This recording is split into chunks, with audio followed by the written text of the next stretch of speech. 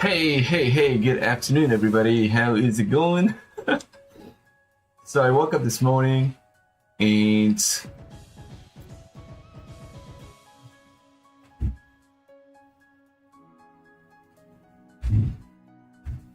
I ended up going to the gym this morning for about 2 hours and I feel great right now. I had some cup of coffees too. I went to a cafe and I was like, you know what? I wanted to get on a stream. I wanted to get on a live streaming and have a little frank discussion about the trading itself and some Q&A. I had some couple DMs asking me some couple questions as well, so I wanted to go through those questions to if I could today. I'm not trading anything today. Hello everybody. Dan Emmons, good afternoon. Zach Trader, C Matt BB. Here how's it going, everybody? So I made a little change in my concept here. I'm obviously on a vertical live streaming at the moment.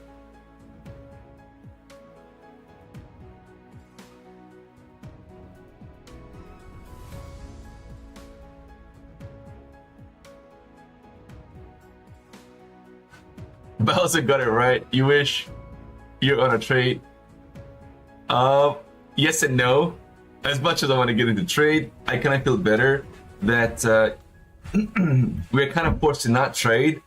And sometimes you want to stay away from trading too.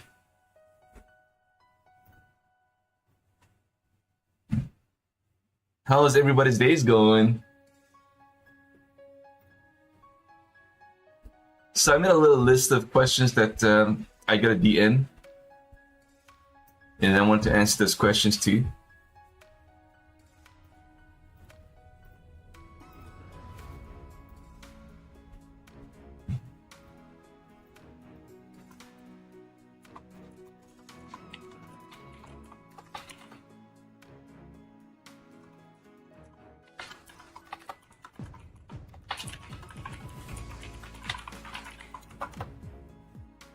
Ah.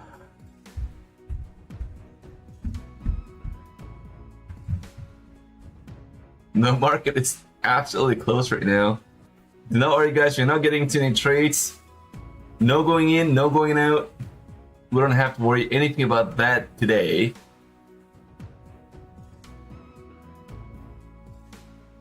It's pretty hot out here right now. It's about 30. It's about 32 degrees. A bit cloudy. Today's the kind of day you should be golfing. Obviously, you guys are already aware that I am a golfer myself, and it's weird because I went actually to the gym. I went to a little fishing too. Obviously, I went to a cafe, had some little coffee, sort of like a little brunch, if you will. And I came back here, and I was like, I wanted to get onto the stream and answer some of my questions on a DM. And a little bit of a change in my streaming too. I got into vertical live streaming, but today I wanted to see how this thing actually works out. I don't like the way it's popping on my main screen, the chat box. But I guess that's probably the best I can do for now.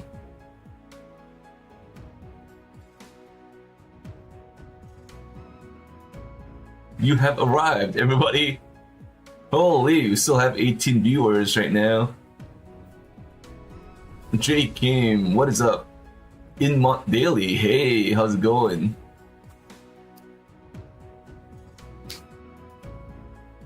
Sherry, I will still be able to purchase.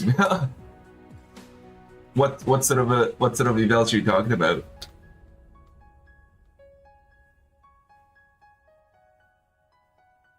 If you guys still have some questions you guys want to ask, I have a little list of questions that I got from DM. If you guys got any other questions that you want to ask, by all means, go ahead. I'll make a notes of those questions.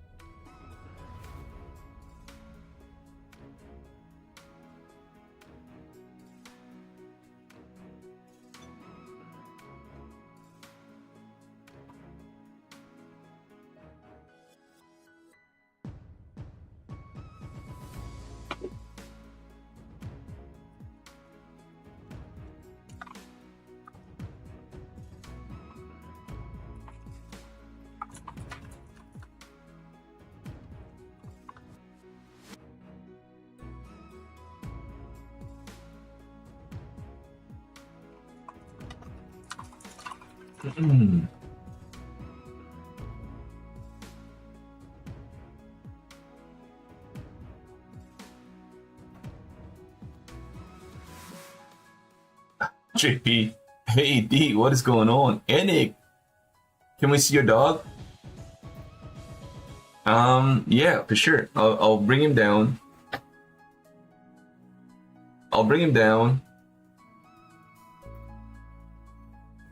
All right, let me just make a note of.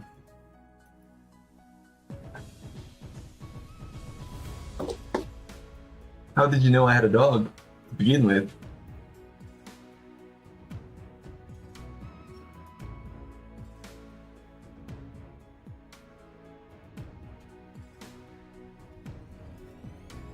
All right, so somebody asked me a question about why the hell do you go to gym every week? And I've been saying this over and over again to everybody, but I don't go to gym to build my body. That's not the whole purpose. The real whole purpose is to stay away from trading, to kind of get refreshed from stress from trading.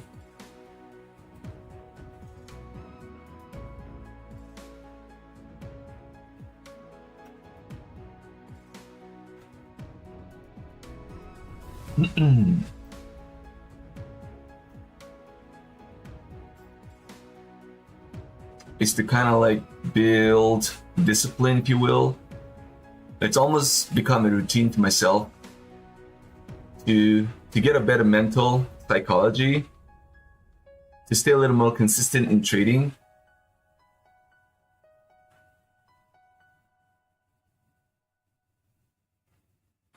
it's almost like a therapy, right? So for me, going to gym every week, it's obviously become a routine, and it's become a very important part of my life.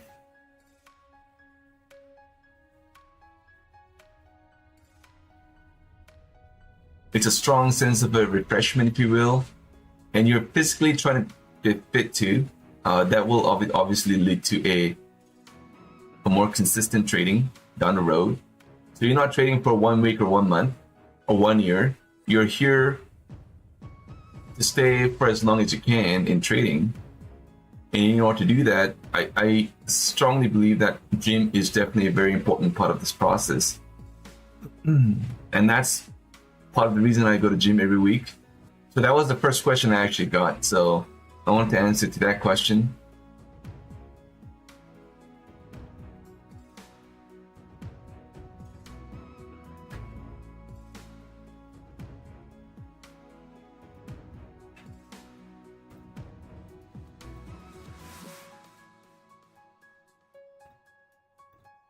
No, I don't do any sort of a meditation, anything like that. It's a pure gym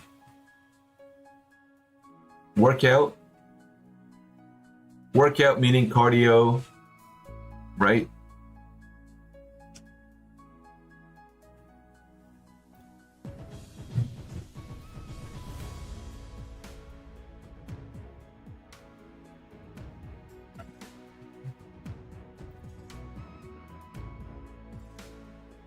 So like I said again, in conclusion, the part of the reason I go to gym every day, sorry, not every day, every week, is because you want to be a much stronger trader,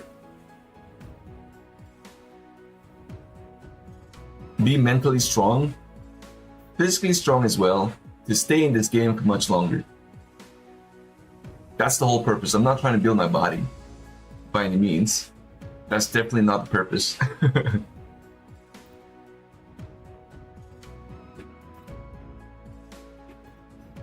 Let's take a look at my next question.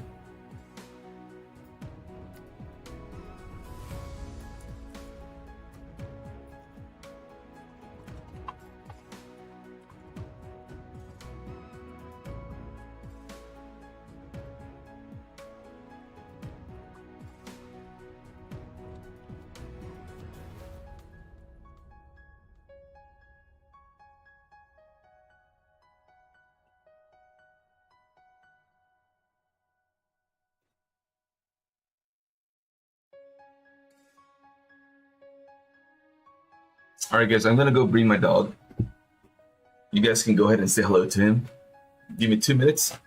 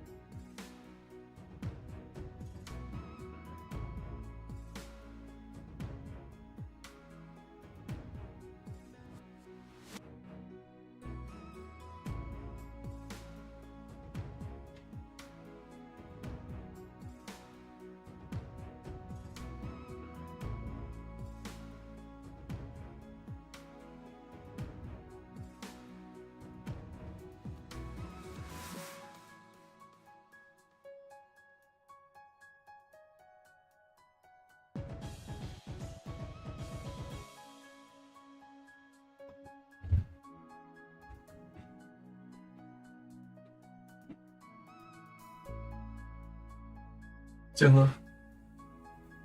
Say hello.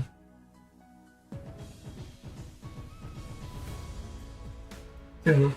It's right there.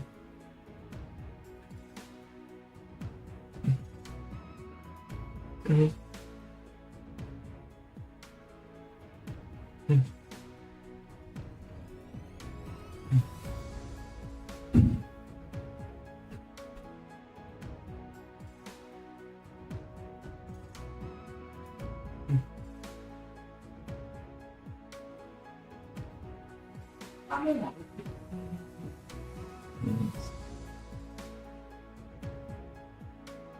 It's right there. The camera is right there. No. Camera's on that side. Take a look. Camera's on that side.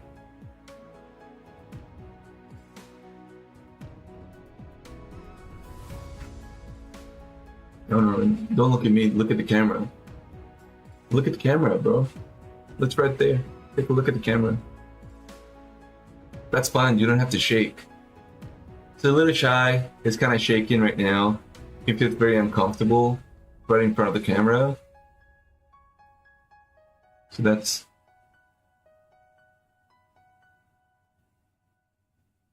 So yeah, there you go. No, just take a look at the camera. It's right there. It's right there. No. You don't have to smell my mouth. There's nothing in there. Look at the camera. There you go. So we've got 27 viewers right now. So we've got D Tessera saying hello to you. You got a lot of fans, bro. You got a lot of fans, man. Look at you. Look at you. Take a look. Donna. We've got Donna in the house. He's definitely very shy right now. He's like shaking. He's definitely shaking right now so much. Anyways, we've got Kendra, we've got Donna, we have Anik. Who else is there in the house?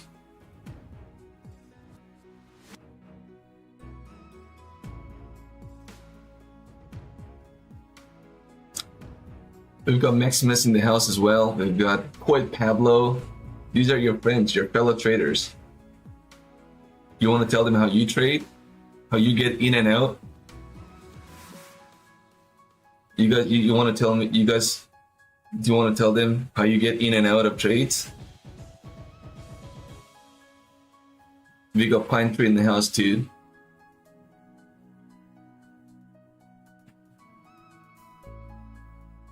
It's walk to you as well in the house. Sherry as well. PG.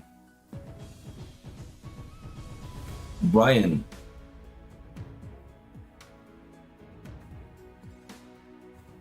So he also wants to get funded, and he wants to also make good trades. So he wants to get to a payout too, right? All right.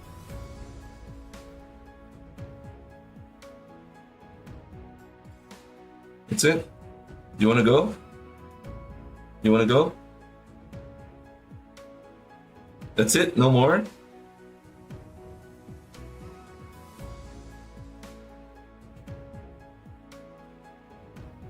That's it?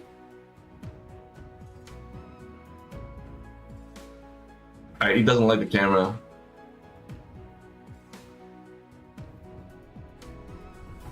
Alright, let's go. Go! Alright.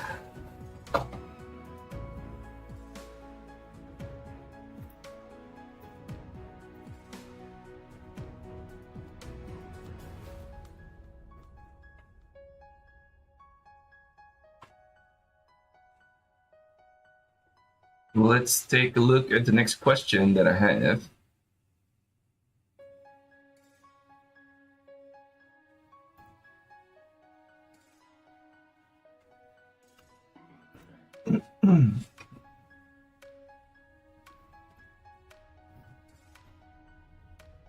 So tell me a little bit about your long-term investing portfolio and what does it look like and what's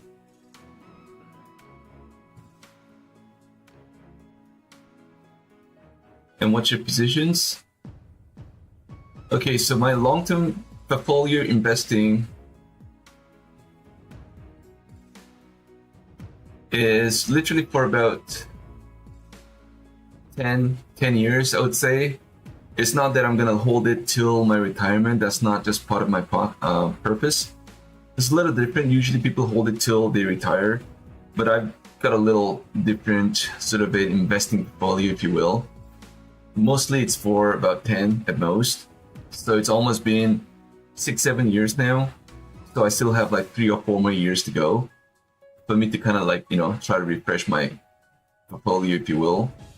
It's a kind of boring, I would say, assets. My long-term investing portfolio consists of a pretty boring, I would say, conservative list of assets, if you will. It's mostly the ETFs and dividend stocks. That's usually what I'm at. And I put a little position, I would say a little portion of my portfolio into the small caps and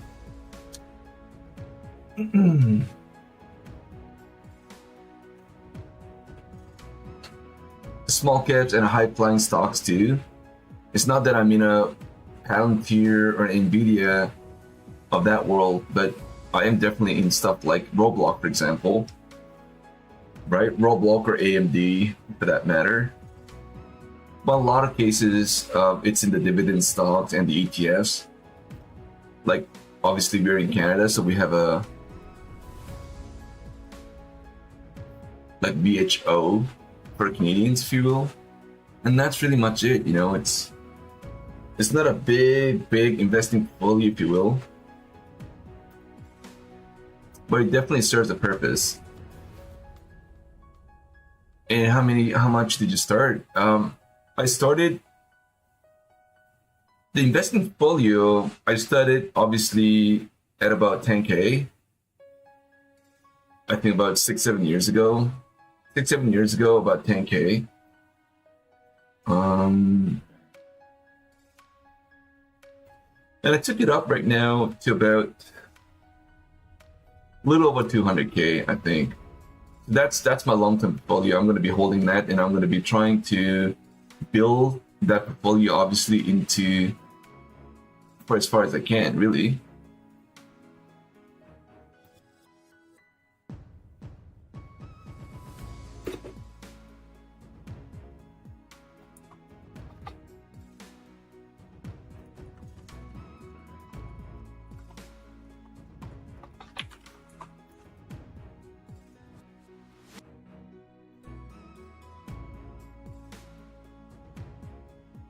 Bowser, autofilled.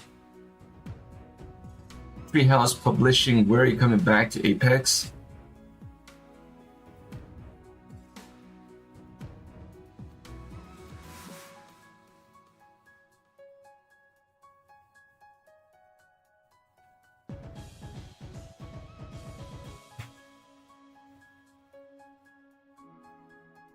I am not sure.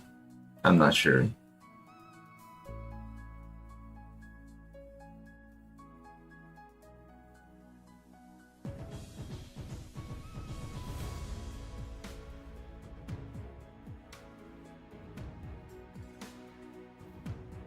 I heard they're gonna be with 90% off on Monday.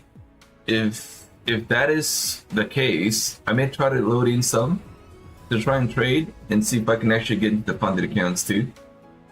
But my goal and my game plan right now, the priorities are in a little different. I think my priorities are in other firms, like, you know, I would say Take Profit Trader,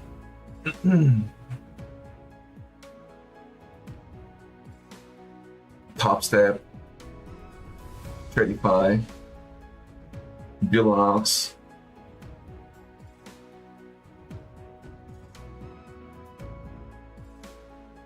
Yeah, I'm just a little uncomfortable still with their denials. That's a kind of like a shady rule that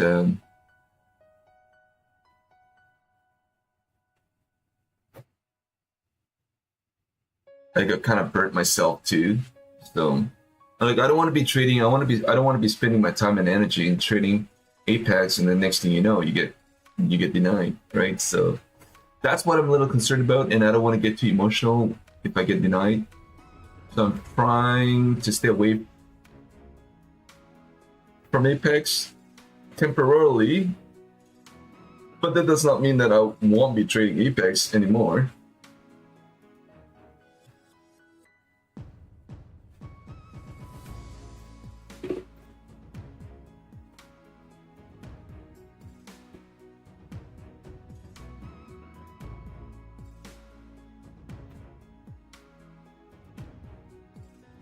I'm just trying to stay a little cautious with Apex. That's all.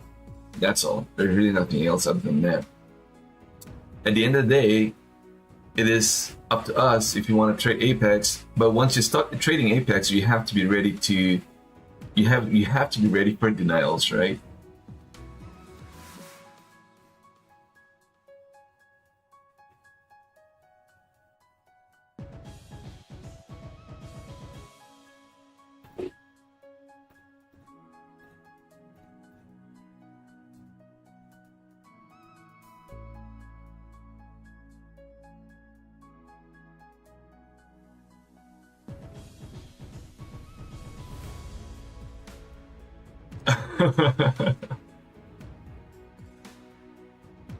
Hmm.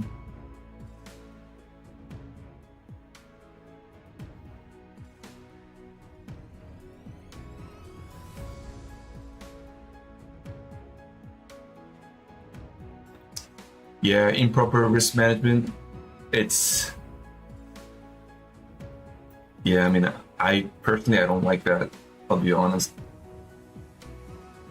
Like you work so hard, you spend so much time and energy into this trading Apex, and all of a sudden you get your improper risk management and get denied on your payouts. I mean, even if it's a $2,000 payout, it still feels bad. And the bigger problem to that is that really does affect your trading with other firms as well. So it's like a spillover to the other firms, and that's what bothers me. And so in order to stop from spilling over to other firms or other funded accounts, I want to stay a little bit away from Apex for now. Again, it's just a little temporary personal decision, if you will. So Treehouse Publishing, you don't like the rule with Take Profit Trader closing out, not closing out automatically outside of the trading hours. Honestly, me too. I personally don't like that because everybody say, like all the firms with that sort of a rule keep saying it's traders' responsibility. But I think that's a BS to me.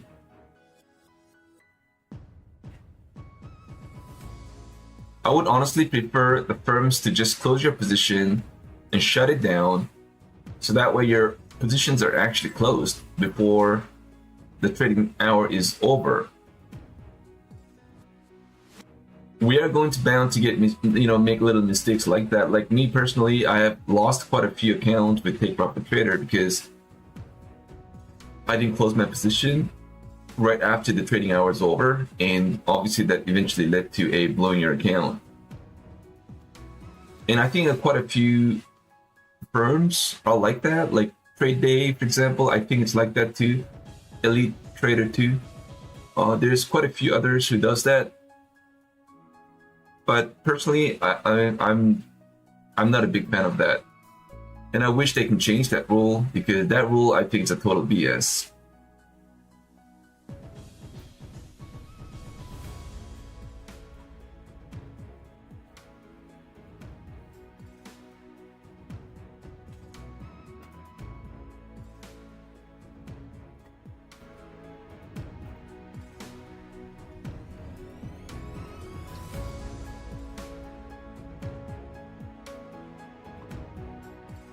And so we had some other questions here.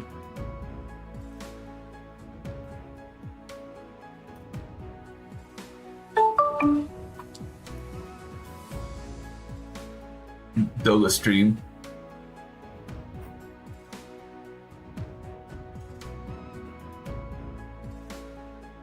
Solo Hunter.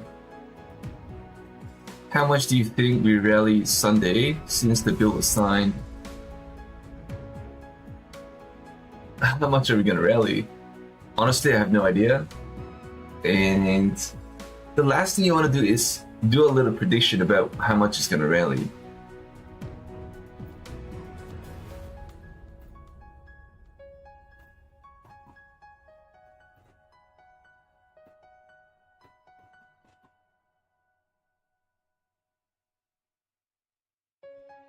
But at least one thing I can tell you just forgetting about the fundamental story, just purely from a technical standpoint, we have a big level between 900 to 889, and we're sitting right at the major support. And this is on a 1 hour chart right now that I'm in. As you guys can see my little circles that I've drawn there, we have a major level here at 890 zone. And if that breaks, then we have a bit of a problem. That almost kind of feels like a break in the structure too. So if we pull back here in the 890s and we don't get a quick bounce back up again, I think we could see a lot more push to the downside. So on a 4 hour chart, by the way, the RSI seems like a bit oversold. We are at 42 RSI right now, and we are right at the major support. So we'll see how that kind of works out on Sunday. But I'm kind of neutral at this point. I'm not really bullish, I'm not really bearish at all. But the fact that we're sitting right in that major support, we want to see what the market does right at the open.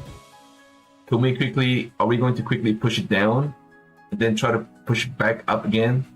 If we get a big bounce back up again, like a slingshot bounce, then I think the market has a lot of strength to keep moving to the upside. But if you get a big push to the downside and all of a sudden that support does not hold, then I think we continue downtrend. It really depends.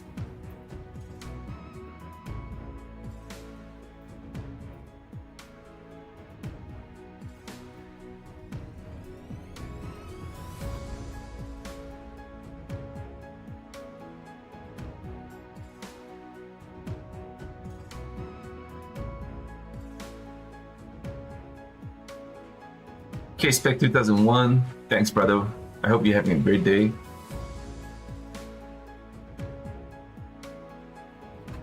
Yeah, shenanigan. I completely agree with what you just said. I think all the firms has to have a default to just close your position. Like, why are you making this tedious rule, that has nothing to do with your trading? If you're gonna say that is part of the discipline, I think that's a total BS. Is that true that when your payout on Tech Profit Trader get huge, they start to make it challenging to request the payout? Freehouse Publishing? I don't think so. If you get a lot of payouts, they move it to Pro Plus. And Pro Plus right now is its end of day drawdown. It's no longer trailing if you get into the Pro Plus. So definitely I don't think that's the whole intention by Tech Profit Trader.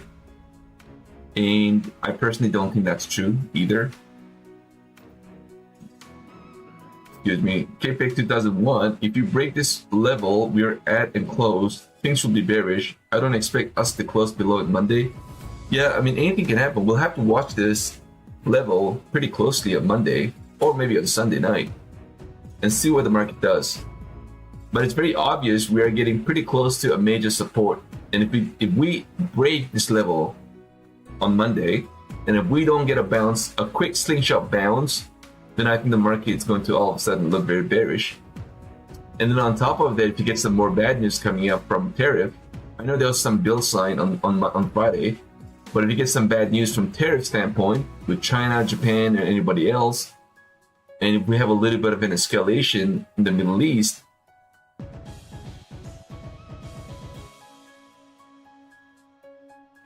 that's going to really break it down, the major support, and I think the market's going to start to look a little bearish. Just keep in mind we're in July. Usually July and August is a weaker month historically, right? July and August, usually weaker.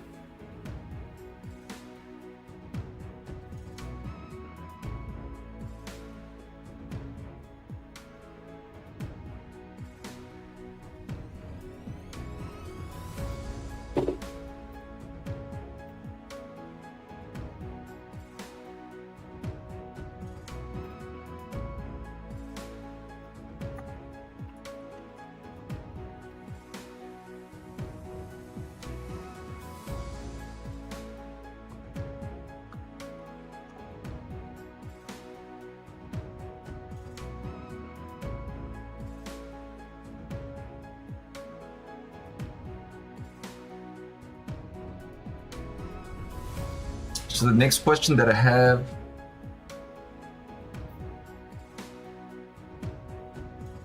the next question that I've got from the viewers was, why do you swing trade?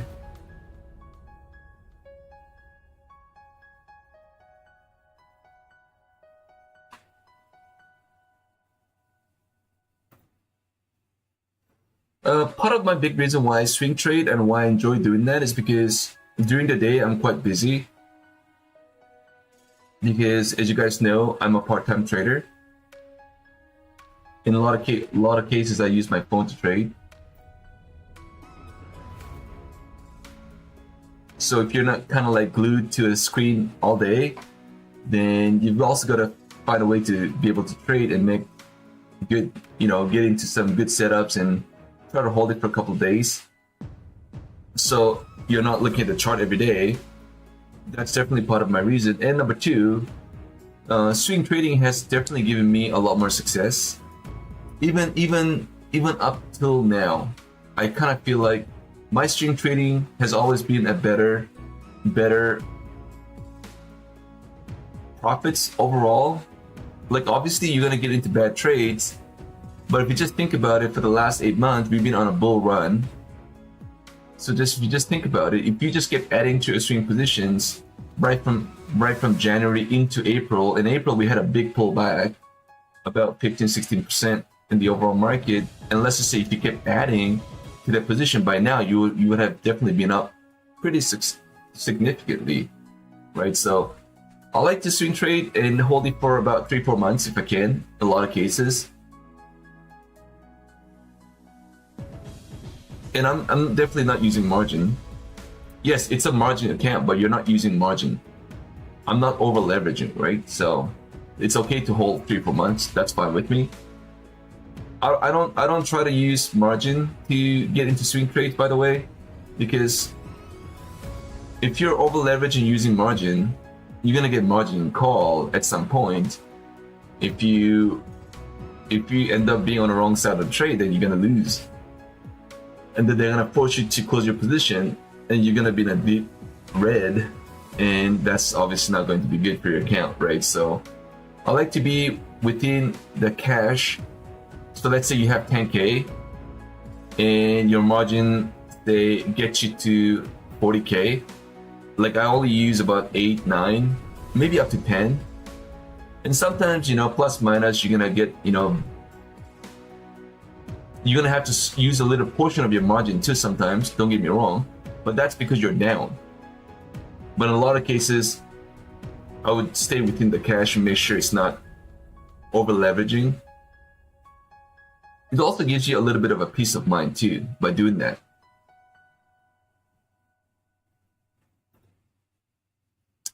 And that's also, swing trading is good in a way that you're trying to stay away from noises, right? You got a lot of noise during the intraday. So sometimes you get in pre-market and you come back a few days later, you're up like, 80%. You could also be down, but you can add your position if you're on a swing trade mode. But at least that way you stay aware of all the noises that you get in the market. Every dip was a bounce. So can you imagine if you're on a day trading and you get into a trade, your long position, and then it stops you out, gets a deep pullback, and then the deep pullback was bought and then back bounced again, then you'll be like, oh shit, I'm in red, even though the market got a bounce, because you're day trading and you're scalping.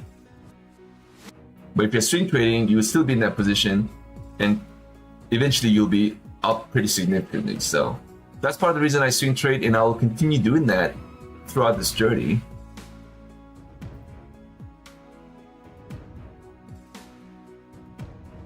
Tree.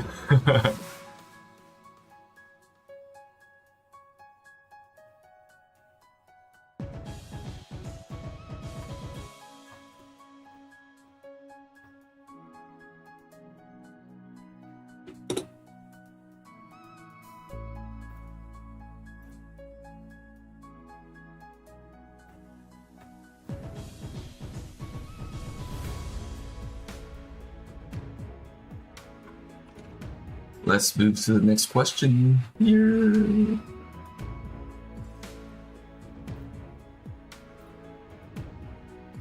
And how's everybody's day going?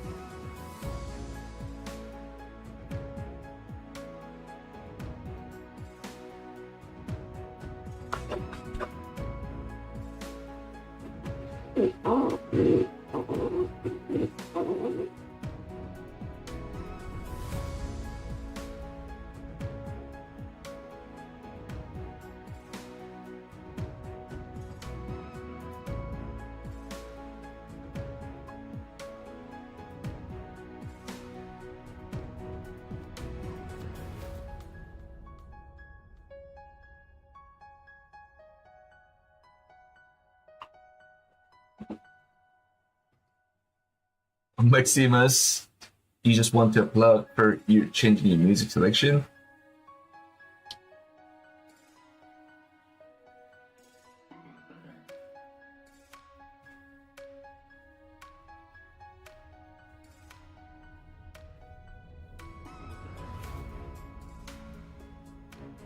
Hey, at the end of the day, what I think is not important. What you guys think is going to be more important, so...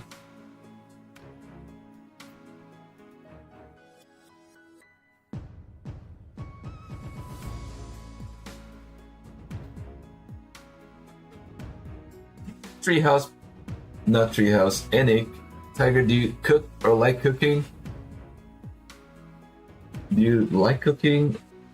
I do, but I don't really have a lot of time anymore. I don't really have a lot of time to cook. I'll be very honest.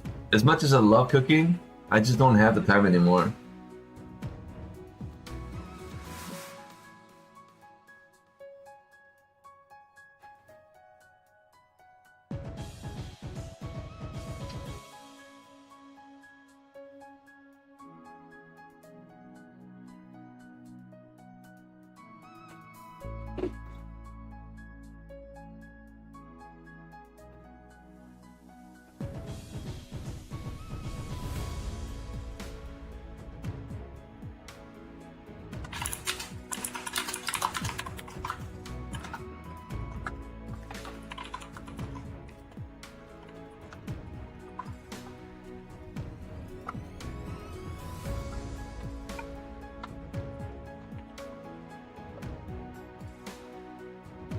Let's take a look and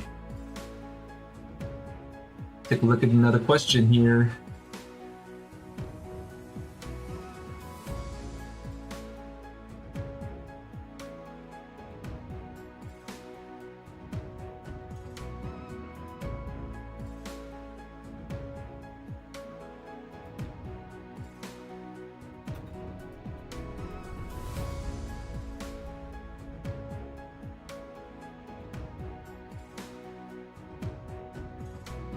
So, somebody asked this question about Stark Tiger. I've been with you since 8 months ago.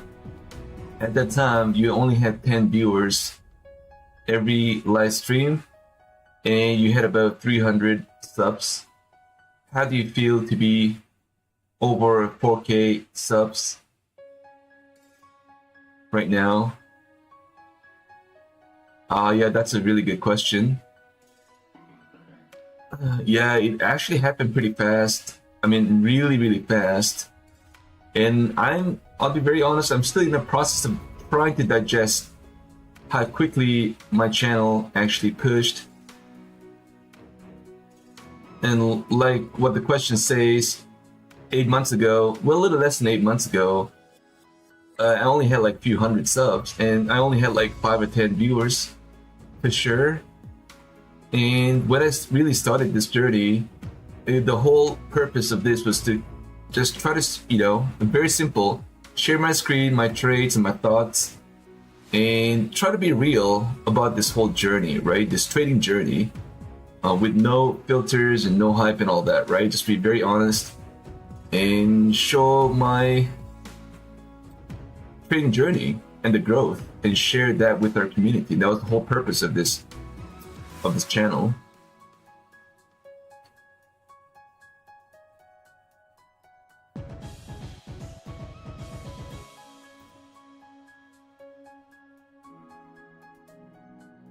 And I'll be very honest, I actually built a lot of haters too. I don't know why, but I also did build a lot of haters too.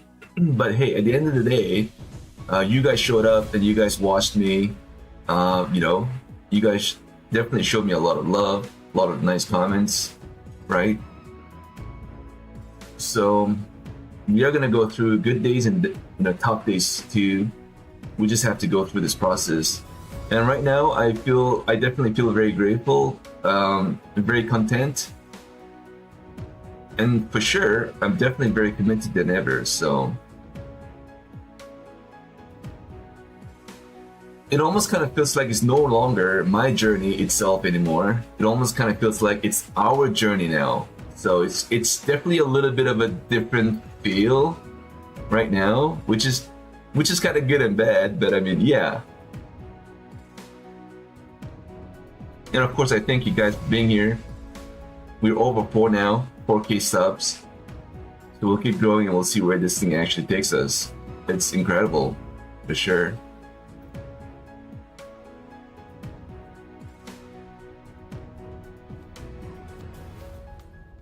Let's take a look at the question on our chat room too.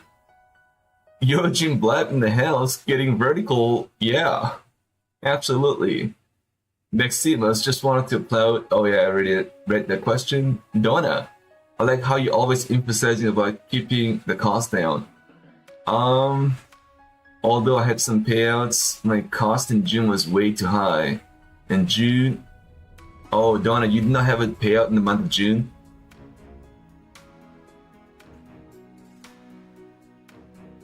Because I own a small business myself right now. And the first thing I really think about is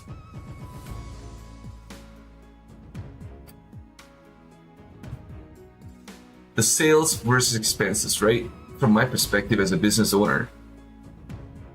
What's important is sales, but what's also important is your expenses. And there's two types of expenses you got to think about. One is the variable and one is the fixed expenses and one is the variable, right? You really can't do anything about your fixed expenses because those are fixed, right? Just like what the words say. It's fixed. Those are not the things you can change. But at least the variable expenses that you can change, and if you translate that into the trading journey on a problem space, I would like to say that variable expenses are the expenses for us buying the evals and the funded accounts, the paying for the activation fee, if you will. So those are sort of like my variable expenses, and that truly becomes very important. If you're a business owner yourself, obviously, you have to think about the worst case scenario, right? You have to really think about the worst case scenario, and you're forecasting through that month. If you expect to see at the beginning of the month, you expected say 10K the payout, and then all of a sudden, as you approach mid-month, your forecast kind of changed from 10K to 5K, then you have to adjust your costing accordingly, because if you don't adjust your costing accordingly, if you just don't think about that at all, then you end up being 15K in the cost, and yet your payout is only 5K and you're down about 10K. So that's almost as good as not trading at all because you're down pretty significantly. So for me, it's what's the point anymore? Like, what is the point of trading this problem space? Yes, we keep talking about do not give up. But I think before we start thinking about that, I think the first thing that we have to really make a note and make sure we follow that rule is, how much am I willing to spend for this given month? That's the first thing. And what is your expectation, a realistic expectation of how much you think you can actually get the payout? Do the math, and you know exactly how much how much you should spend for that month. So for me, the month of May and month of June was very, very volatile. I had a lot of surprises in obviously both the payouts and the expenses, but at the same time, in a lot of cases, I was not expecting that sort of a payout, and I was also not expecting that sort of a blowout as well. So May month is a classic example to me because my target was really about 20K in the payouts, but I ended up getting about 38K in the month of May. That was probably by far the best month I've ever had in a prop firm journey. And yet I only spent about 6-7K in a little less than that, I would say. Between 5 to 8, I cannot remember exactly how much it is, but between 5 to 8 in the expenses. But that expenses did not change throughout the entire duration of the month. Because at the beginning of May, I said, okay, I'm gonna be spending about 5K in the expenses. And of course that includes all the cost of the belts and cost of the funded. And that's a 5K right there. And I said, okay, well, it's got to stay within this range, plus minus, give or take. But the expectation from a payout standpoint, I've got to be over 15K, even though I kind of declared to everybody saying I want to be in that 20K. But in the back of my mind, I had 15K, thinking the 50K is sort of like my worst case scenario, right? So you're spending 5K and you're getting a worst case scenario payout with 15K, you're still way up in the game, right? So anything beyond that is like a bonus. And at the end of the month of May, you get a 38K and you're way up. So that's great. In the month of June is a little different because in the month of June I said, okay, well, you know what? My worst case is going to be about 15K, but my base case would be about 30K.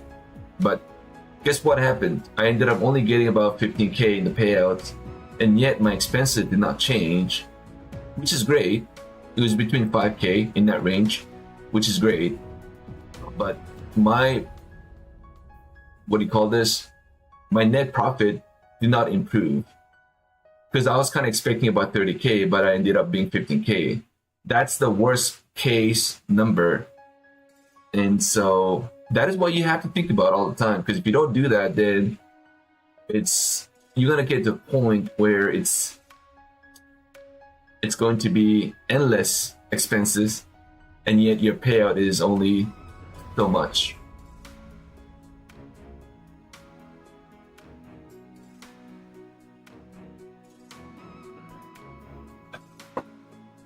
So it almost kind of feels like a budgeting, right? Before you get to the future months, do a little budgeting and do a little forecasting for the next 3 months, and say to yourself, I am not going to go any beyond this.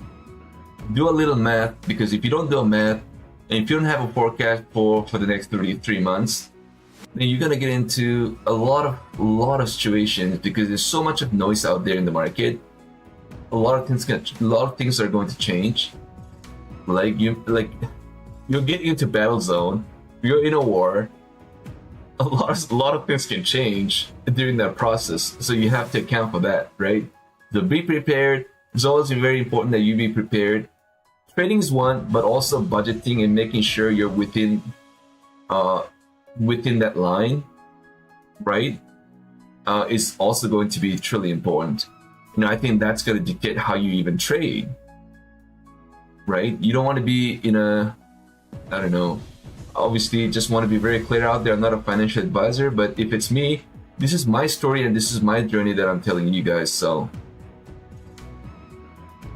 and this is what I do every time I get into the future months, or at least down the road, the next 3 months, what is expectation and what am I supposed to do? I really have to start thinking about that for me. And if I don't do that, that's when I start to buy more and yet with no payouts. Buy more accounts with no payouts.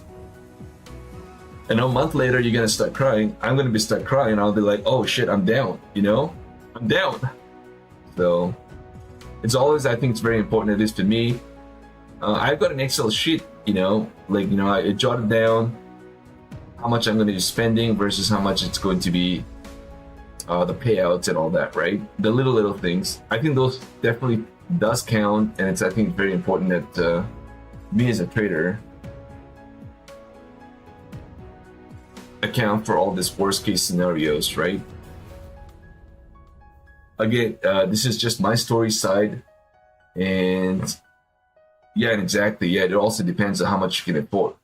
So all this budgeting is based on, obviously, look, if you're owning a company, for myself, you know, if you're a small company, if you're a big company, you're gonna budget based on how much you can afford too. So very basic, and yet obviously I think it's very important to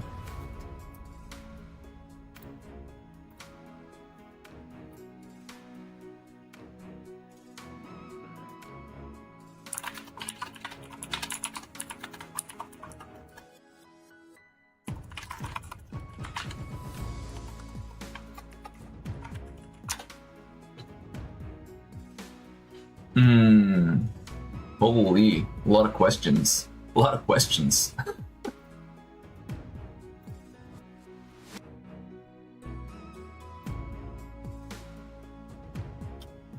So Bowser says, depends on what you can afford. You was down for years, now passing accounts and payouts on a regular basis.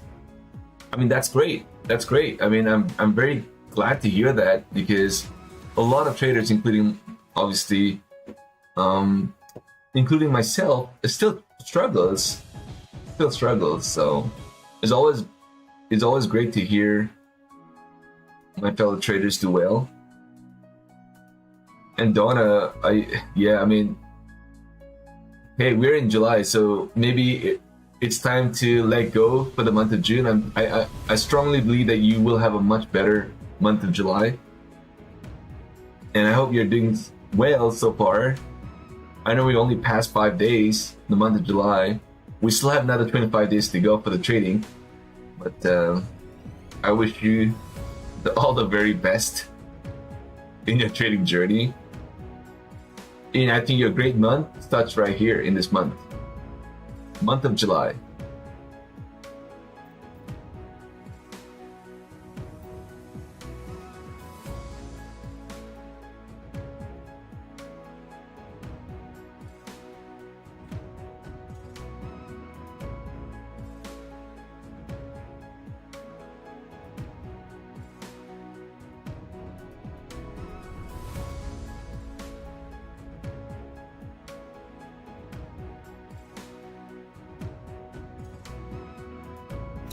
It's weird. It's a weird question, but I got a question about Stock Tiger. Do you have kimchi every day?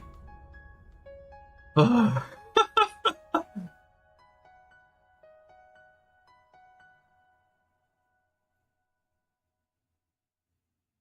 don't even know what to say.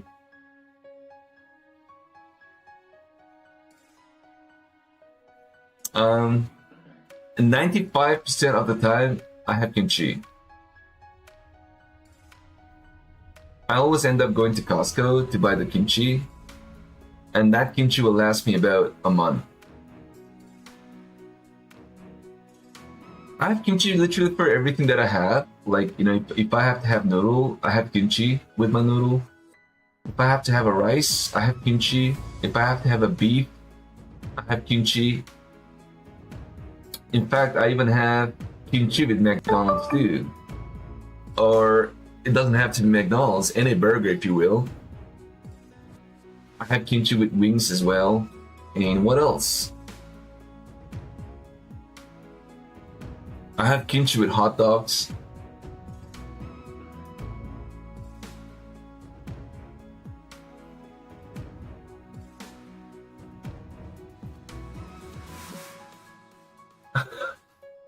I'm just no, it doesn't have to be true. Well, yeah, I mean that's right. That's right. It's so I had some weird questions, so I'm gonna have to skip that question. There's something else. But I could definitely answer the kimchi question for sure. But kimchi, yeah, I mean, I live and die for kimchi. It's for me, it's very important. It just makes me feel good. You know, it's like I can't live without kimchi, unfortunately.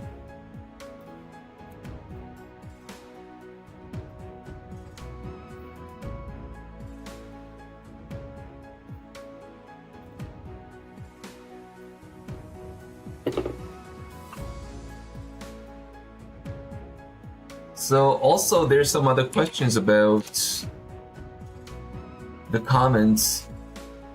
As you guys are already aware, like if you go to our community tab, I do raise a lot of questions on our post community, and those are questions about trading. And I actually in fact had quite a few questions about that too.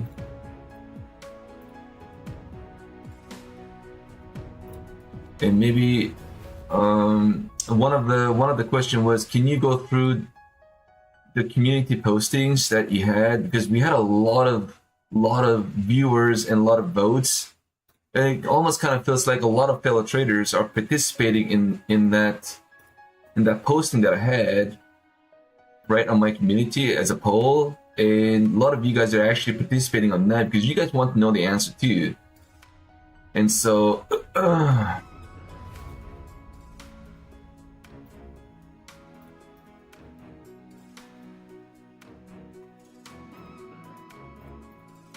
we'll go through them right now, and maybe I can kind of try to answer some of those questions within my best abilities, because that is the question. So let me just go to my YouTube, go to my post community, and take a look at those questions, and maybe just go through them.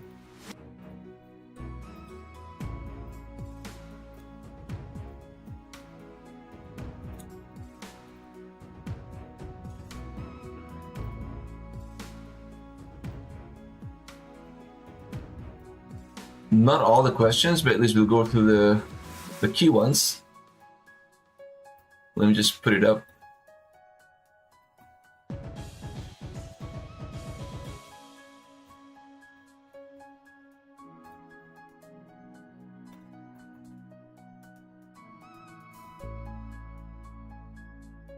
Now let's take a look. Here, how do I put it? Is this the way to do it? I don't know if you guys are able to see these questions.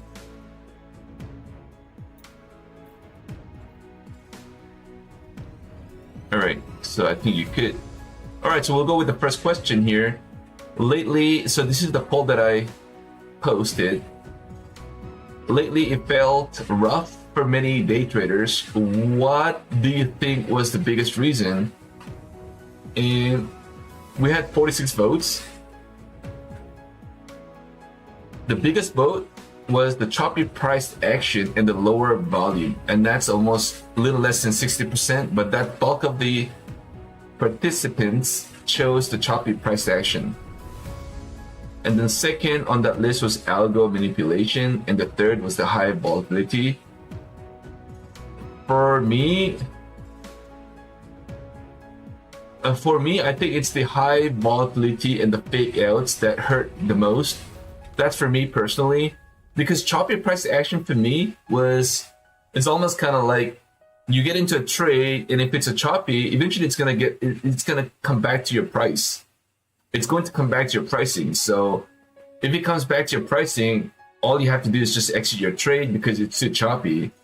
But if it's a high volatility and you're on the wrong side of your trade, then you end up blowing that account because you only have so much drawdown remaining on that account. And with the fakes, lately I've been taken out quite a few times because of a lot of fakes. So we almost kind of feel like, we have a break to the downside, and then you have a little V-shaped bounce in the market, or it almost kind of feels like a huge breakout. You get nice little 2-3 bullish candles to the upside, and all of a sudden that fakes you out and gets you about 40-50 points pullback, and that ends up taking me out because I'm a 2 or 3 mini contracts, right? So I think for me it was number one, high volatility and the fake out that really took me out a lot of cases, much more than choppy price action.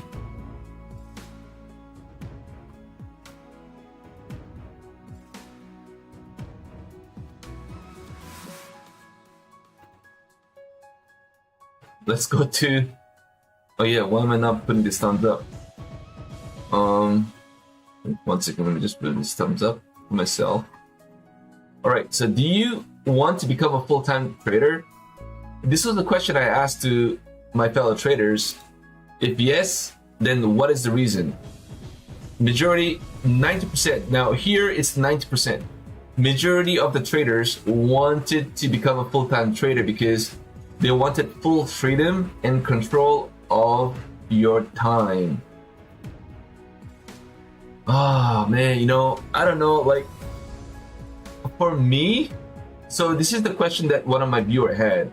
One of my viewers said, can you go through these questions and tell me where do you fall under, right? And so I'm coming to the community tab here and I'm reading those questions and I'm telling you guys what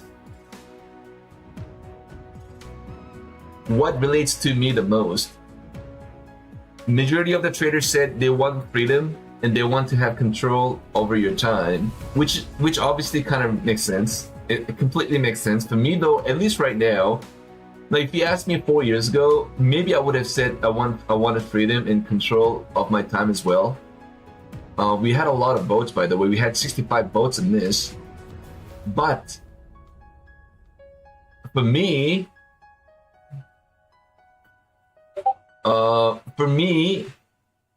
it's number 3. I'm not really sure. I'm still trying to figure it out myself.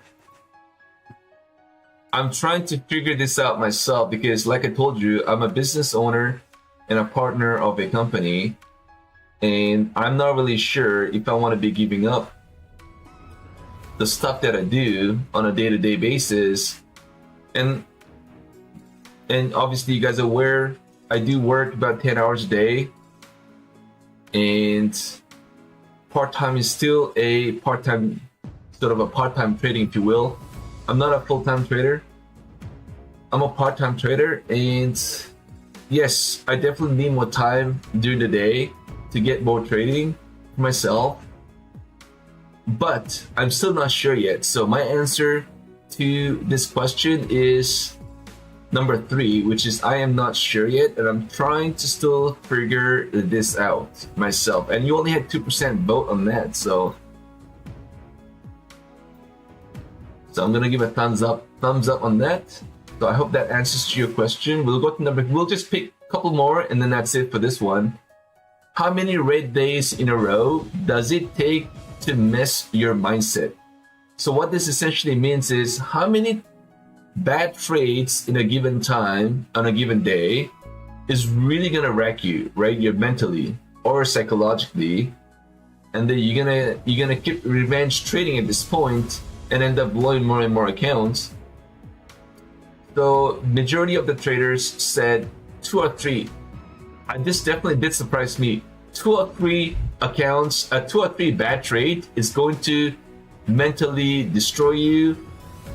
I was definitely very surprised to see this vote, and we've got 57 votes. It's not a small vote, guys. This sample size that we're getting right now on my community post, it's pretty, like it's high. It's not small. So 57 votes said. So out of the 57 votes, 67% said it's going to be the 2 or 3 bad trades is going to get you mentally wrecked. I think for me, I think it's 4 or 5. I'm gonna be honest.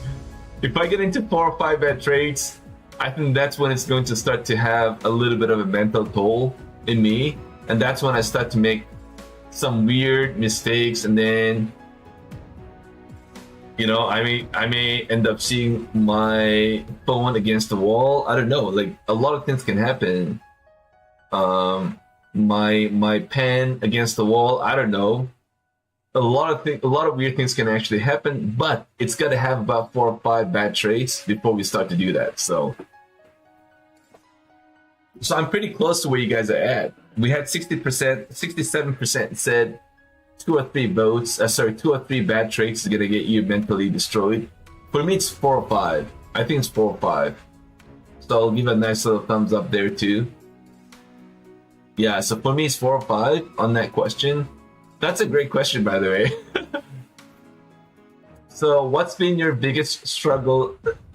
Excuse me. What's been your biggest struggle in a trading lately? What's been your biggest struggle? And here again, we have a pretty big vote. We have got 59 votes here. We got 59 votes, and very interestingly, it's pretty divided, right? We've got over trading 31%, we've got emotional discipline 42%, we've got lack of solid plan 20%, a little less than 20%. Very interesting is FOMO. Fear of missing out is only 8%. So what was the question again? What's been your biggest struggle in trading lately? So 42% said emotional discipline, over trading 31%, and lack of solid plan 90%.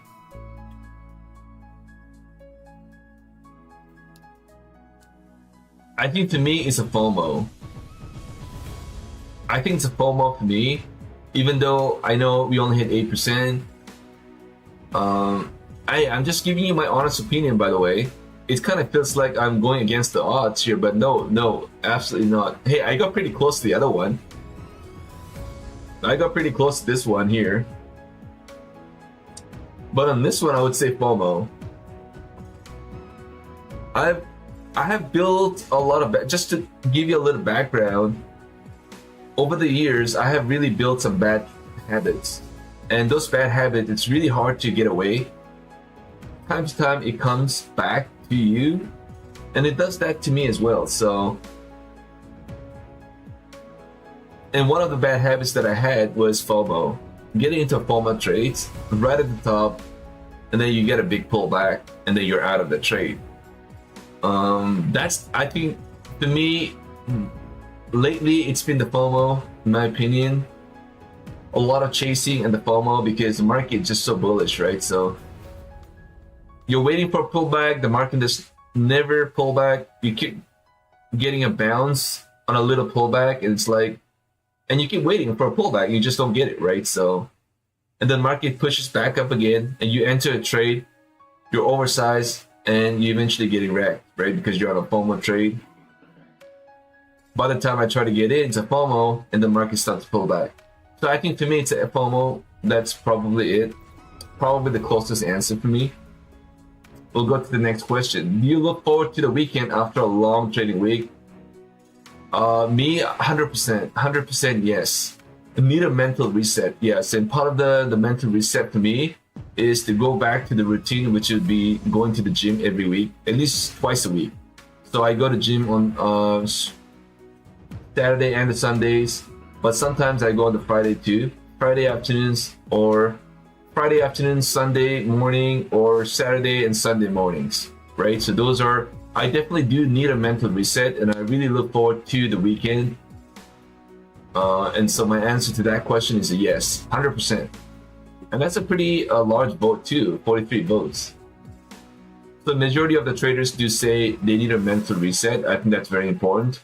That's definitely very, very important part of this process. And I guess I agree to, and I'm in line with the majority of the traders. That's good. We still have the funny thing is we still have 30% said the weekend feels empty without trading. Honestly, I used to feel that way a while ago. I would say maybe a couple of years ago, but right now 100% yes, I need a mental reset. Weekend feels empty. Oh man, we still have 30% said weekend feels empty without trading. That's very, very interesting, I'll tell you.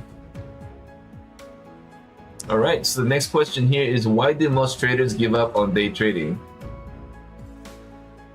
That's very, very evenly divided, because we have 30% said can't handle the emotional stress. That's the psychology, of course.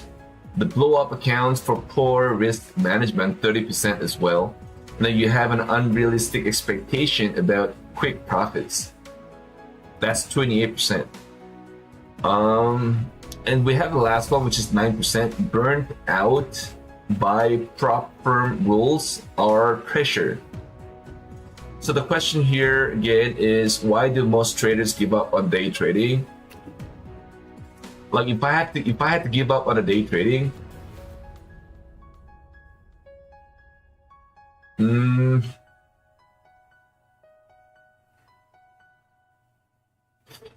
The reason for me to give up on my day trading would be, I would say, unrealistic expectation about quick profits. Maybe that could be the most closest for me that kind of relates to me. So I will go with the number 3. That's the unrealistic expectation about quick profits. I'm pretty close to being in line with everybody else too, because this question kind of is very divided into 3.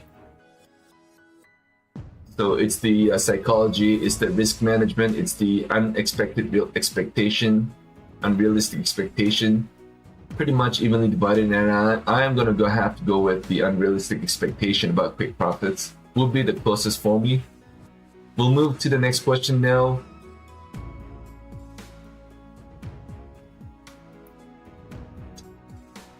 What's your biggest focus right now as a trader?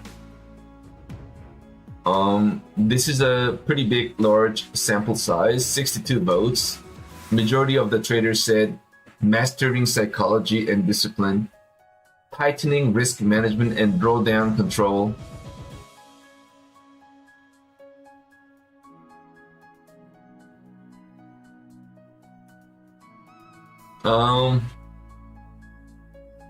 I think for me as well, tightening risk management and drawdown control would be my answer to this question, at least for me. I think drawdown control is very important because we only have so much drawdown on each of the accounts that we have, and yet we treat it like it's an endless drawdown sometimes, not every time. And I think I also struggle with that because we're not accounting for how much drawdown we have in this account, and yet the kind of trades that we get into, it almost kind of feels like it's got like 10 grand worth of payout, worth of drawdown, which is obviously part of the risk management. And I kind of believe that I should really try to tighten the risk and try to think about how much of a drawdown is there in this account and trade accordingly, and have a little bit of an expectation of how much you could actually end up making as well, instead of thinking about home run trades all the time. So my answer to this question is tightening risk management and drawdown control. That's a 34% of the traders did answer to this, which is a kind of expected, which is great too. All right, this is my payout. A little thumbs up there for me. That's a pretty good payout. All right, so how confident are you in passing your next trading challenge? For me, how much confident am I? I think I'm very confident, I would say, even though I'm not really doing that great. I'm definitely still struggling. But every trader is at a different stages in their trading journey. For me, at the stage that I'm at right now, even though I'm struggling, I'm also very confident in the next challenge.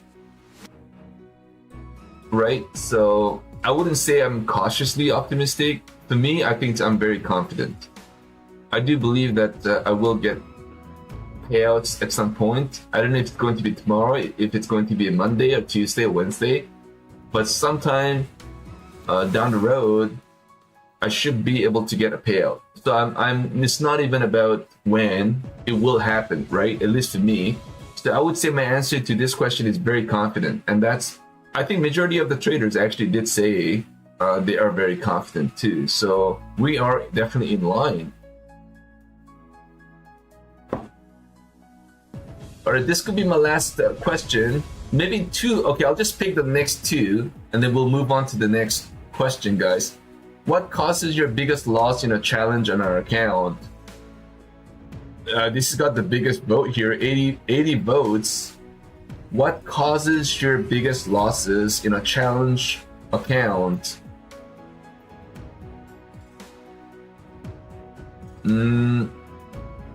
Overall leveraging has 42%.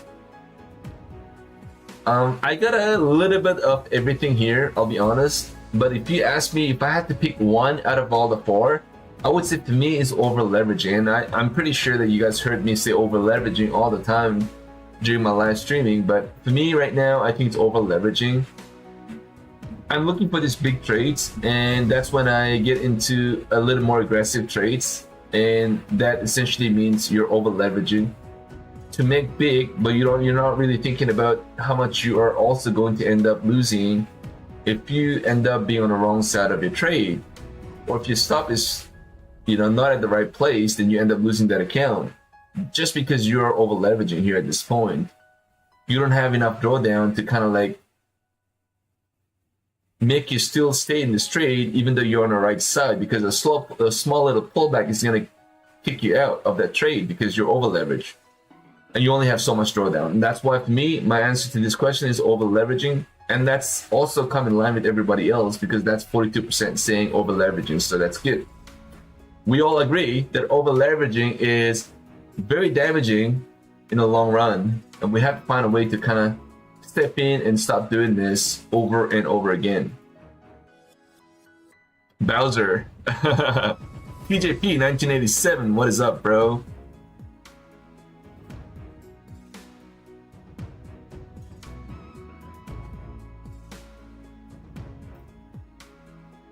What's the hardest rule to stick to in a prop firm trading? We have a 63 guys, but we got a lot of votes, by the way. We've got a lot of participants in my community post, and I get a lot of DMs saying thank you for posting this questions, because these questions do matter to a lot of traders, and that's why they participate, because they want to know what the majority of the traders actually think. And I'm very grateful that I'm able to post these questions, a poll. So if this is going to help you to be a better trader, I'll keep doing this for sure. But anyways, coming to this question again, what is the toughest rule to stick to on a prop firm trading? Majority of said trailing drawdown. Majority of the traders said trailing drawdown. That's 54% said trailing. We have 24% said max daily loss. That's the soft breach. And 21% said number of trading days to trade to get to the payouts.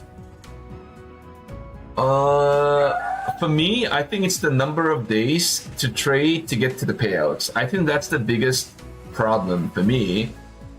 I don't know if you guys have noticed, but I'm a little impatient guy. I'm a little impatient. I'm very patient as far as the swing trading is concerned.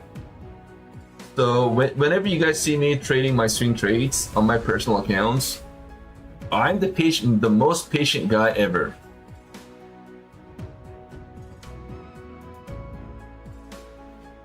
But as far as the prop firm trading is concerned, I'm very impatient. So the more and more you have to trade to get to the payout, that's where I'm not very good at. And it's a classic example would be the Billinox ones, right? The Billinox are the ones that I know a lot of traders, they enjoy trading Billinox. But for me, to wait, to be a little bit consistent and trade for about 10 days, it's tough. I'm trying to find a way to be better at this, but I can certainly tell you I'm struggling for sure. And as you guys can see on my trading journey, I've not really done that great with Billinox to begin with. So I think my answer to this question is going to be number of trading days to trade to get to the payouts. I think that's, I would say, my biggest challenge. That would be the hardest rule. The max daily loss also is important, but it's not one of my biggest challenge. The trailing drawdown as well. It's not. It is difficult, but it's not. It cannot be my hardest rule. I think my hardest rule right now is number of trading days to trade to get to the payout would be my biggest problem. And that's just my honest answer. Bowser, if you haven't gotten a payout, stay away from copy trading. Oh yeah, that is definitely a very important point you just made. I think for traders who struggle to get the payout, I think copy trading is is only going to create a bigger challenges for you as a trader. At least for me, that is, right? By the way, again, I just wanted to remind everybody that this is not a financial advice. This is for me. People are asking questions about Stock Tiger, and I'm just here answering what my journey is and answering answers, the questions that the viewers had. So the next question, this is going to be my last question, answer to a question here. So this community post, by the way, offers a lot of great questions, and it's very interesting to see how everybody's so different in their trading journey and what they have in their mind too. This question has 70 votes. Where are you in your prop firm journey right now? And it's also pretty divided here too. 43% said never gotten any payouts. Frustrated, to be honest. That's 43%. Guys, that's literally 4 or 5 traders out of 10. So if you have 100 traders, 45 traders are actually struggling to get into any payouts. This is the reality, guys. This is the reality. Never gotten a payout here. Frustrated, to be honest. 43%. 43% said never gotten any payouts. I am mad. I'm angry at myself that we have 43% said no.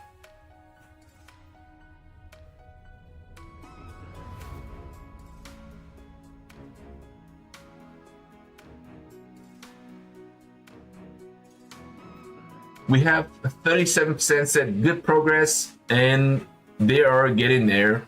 And 20% said getting regular payouts could be better, but so far so good. So that's pretty divided 50-50 at this point. But the fact that we still have about 50% struggling, that's just a reality right now. So if you ask me, for me though, I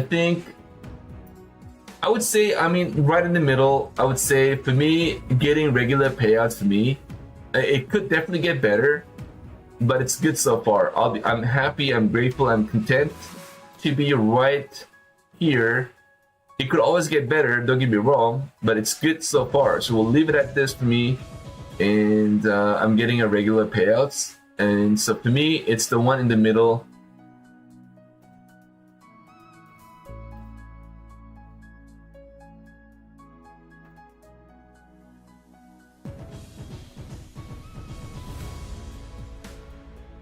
Let me just put a little thumbs up on my post as well.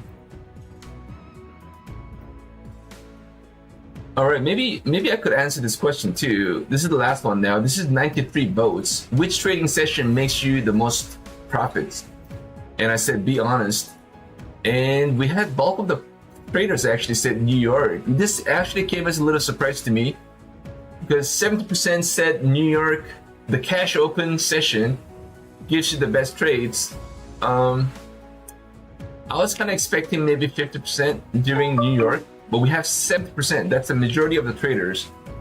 So I'm kind of thinking maybe the majority of the traders on our Asia session actually ends up losing during the Asia market, because the Asia market is only 12%. So my answer to this question would be my Asia session is probably about 35%. I would say 40%. London session about 20%, and then 40% New York. So my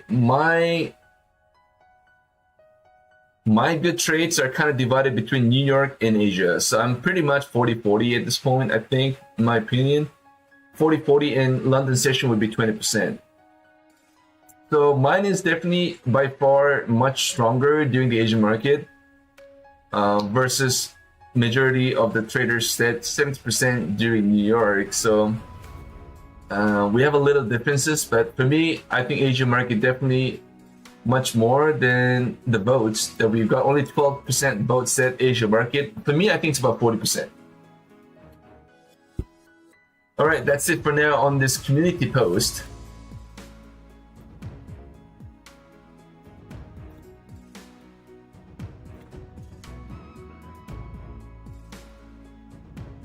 Versa, hey, how's it going? Treehouse Publishing is Brilliant House on sale. Yeah, they are 91% right now. They are 91%.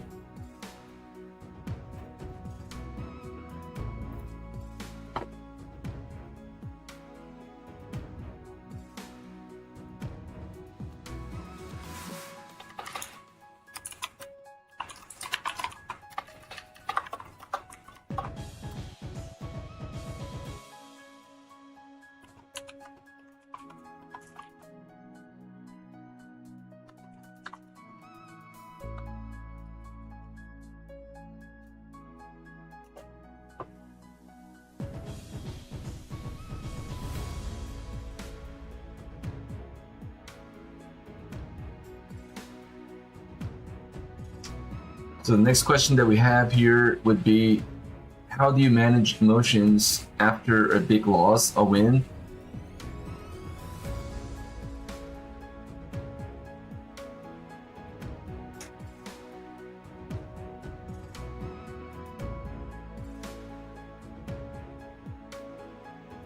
I try everything possible to forget about my emotional tradings and my loss within 30 minutes of that damage.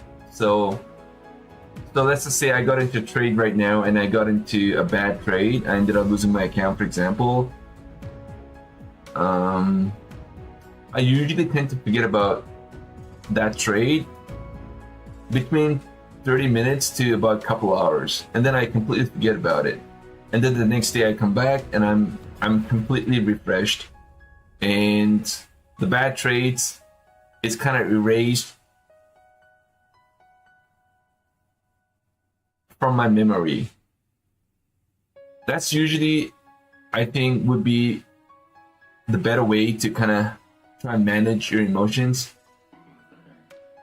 And it takes a little bit of time. It obviously comes over time. You can't just all of a sudden, if you're a beginner or if you're in the midway in your trading journey, you can't just say, okay, I'm gonna forget about this trading in 30 minutes or say in 4 hours. You can't do that, because you're gonna constantly remember your bad trades and you're gonna be angry, and then you're gonna come back the very next day and you're gonna start to repeat the same mistakes over and over again. For me though, the next day I completely forget about my previous bad trades, and usually it would be like a few hours of that specific damage of the bad trades that I had. I would end up forgetting about it, right? So that's me.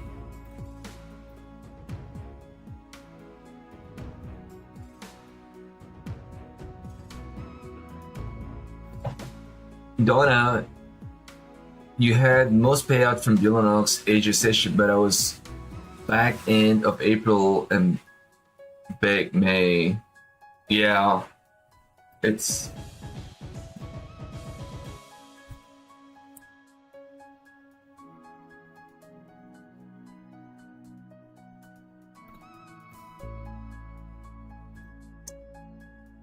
Do you ever break your rules? If so, what happens? Do you ever break your rules? I break my rules all the time.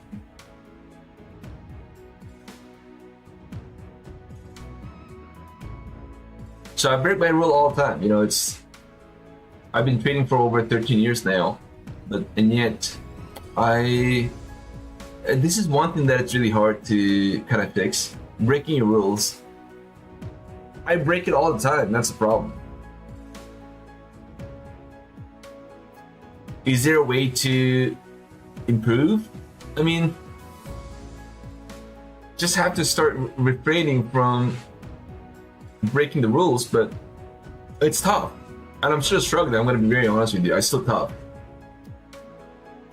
And that's, I think, one of the toughest things for me is breaking your rules. It's not like it happens all the time, but I mean, yes, it's tough. That's my answer to this question. It's tough.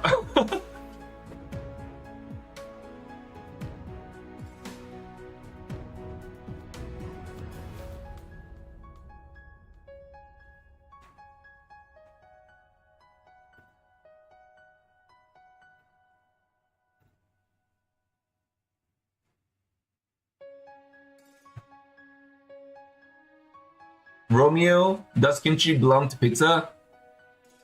No. That's a very simple, straightforward answer. No. Donna, really?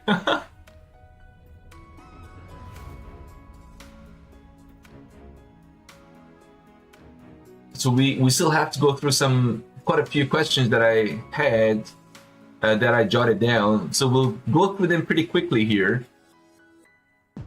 So we can all call it a day too, and you guys can have a great rest of the day. So next question would be, what helped you finally become consistent? Number one answer to that question is, first of all, I'm still not consistent. I'm still not consistent. So that's my answer to that question.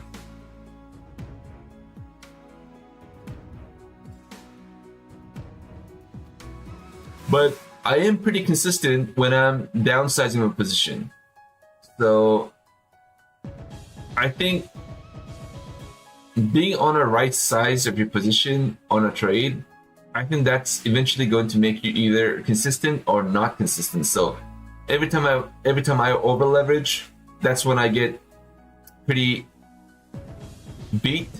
When I'm downsizing, that's when I show a lot of consistency throughout the entire duration of the day or week or months. And I've completely noticed that. So for me, it's about sizing your contracts on a trade, and that becomes extremely important for me to kind of dictate whether I'm consistent or not. But right now, though, I'm still yet to be consistent. I'm still learning, and it's in this process of trading. So, what books do you read? Trading books do you read that have changed your trading mindset? I have not read any books, and I don't read books, and I certainly don't believe in courses. You have a lot of resources on YouTube that all traders must go through. You have some really nice, great resources, but to go through a specific courses to change to change the trading mindset, I don't think it exists, and I'm not a true believer of that either. So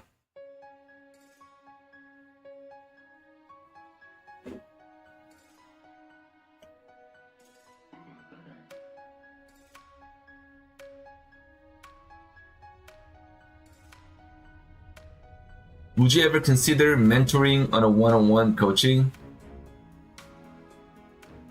Not at the moment, but maybe down the road.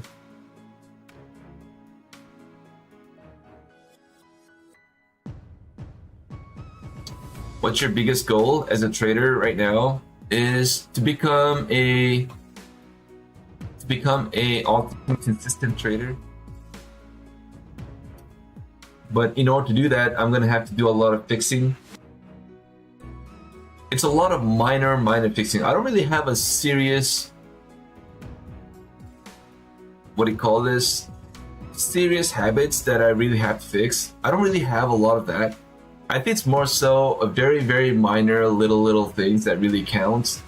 Because in trading, a little mistake can eventually lead to a much bigger damage, right, in your trading. So those little things, I've got a lot of those bad habits, but those are minor ones. But I've definitely got quite a few fixes I need to make before I can start to become consistent. So my answer to your question about what is your biggest goal as a trader right now would be trying to become a much stronger, a consistent trader is what my goal is right now.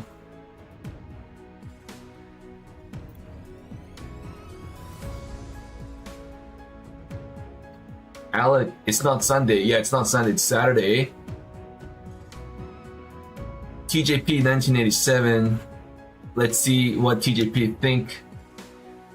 TJP's biggest problem is holding a losing trades way too long and cutting my trades too quickly.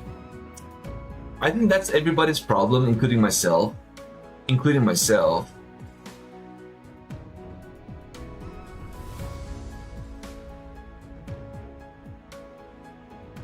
I mean, I end up losing my accounts even with over 5K worth of profits on that account. It's because I'm holding to my losing trades for way too long, or having a couple bad trades again and again, and holding the losing trades over and over again.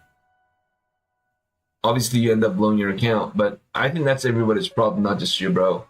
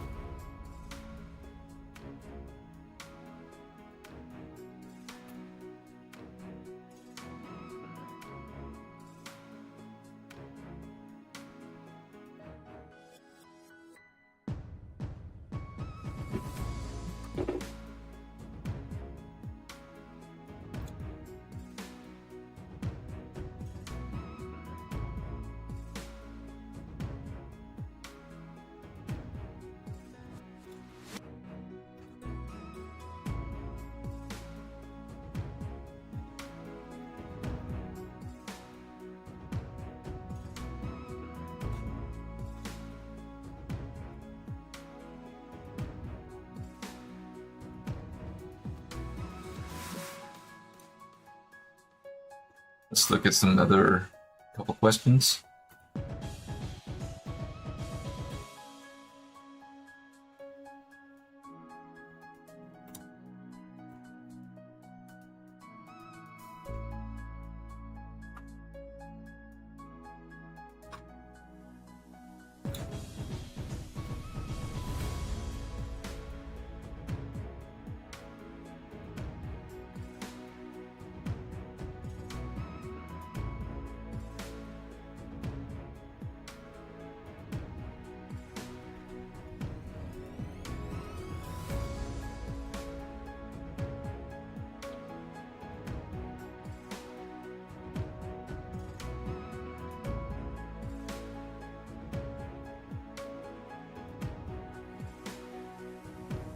PJP 1987, you're really considering setting a take profit and stop loss and walking away from the computer?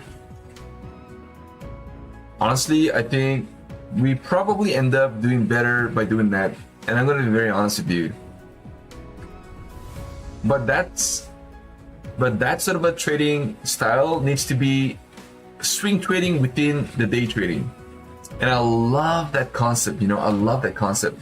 Swing trading within day trading is definitely one of my favorite concepts, and I really love doing that. Yes, I do end up making a lot of mistakes as well, but it's like, if you just take a look at my chart right now, I've got my chart here. Let's assume this is a 1 minute chart. I will move this to a 50-minute chart, by the way, and you're gonna read those levels, right? You're gonna have support, you gotta have resistance, draw those lines, and put your limit orders. And you have to have obviously your SL too, and you also have your take profit too. So it's almost kind of like put your what do you call this? Put your limit order here, right? On Sunday night, all right, you're gonna go to bed. Before you go to the bed, and for the morning as well, throughout the entire duration of the day, you'll place your limit order here. You'll have another one here, and then guess what? You're gonna have your stop here, and one more here, so you can kind of like give a little bit of a gap between the two SLs, and at the same time place your limit order here, here, and here. So if this market starts to pull back here, as it starts to pull back, it's gonna feel your entries, and it's gonna try and overshoot down, and then you get a nice little pop from there, and it's a slow grind to the upside. Right? It's gonna pull back a little bit, oops, but guess what? It's been bought. Right? It's gonna keep curling back up again, and you come back, before the market's closed, and then you see yourself already taking some profits off the table because you're swing trading within the intraday. So this whole move here is all during this intraday, the whole entire duration of the day.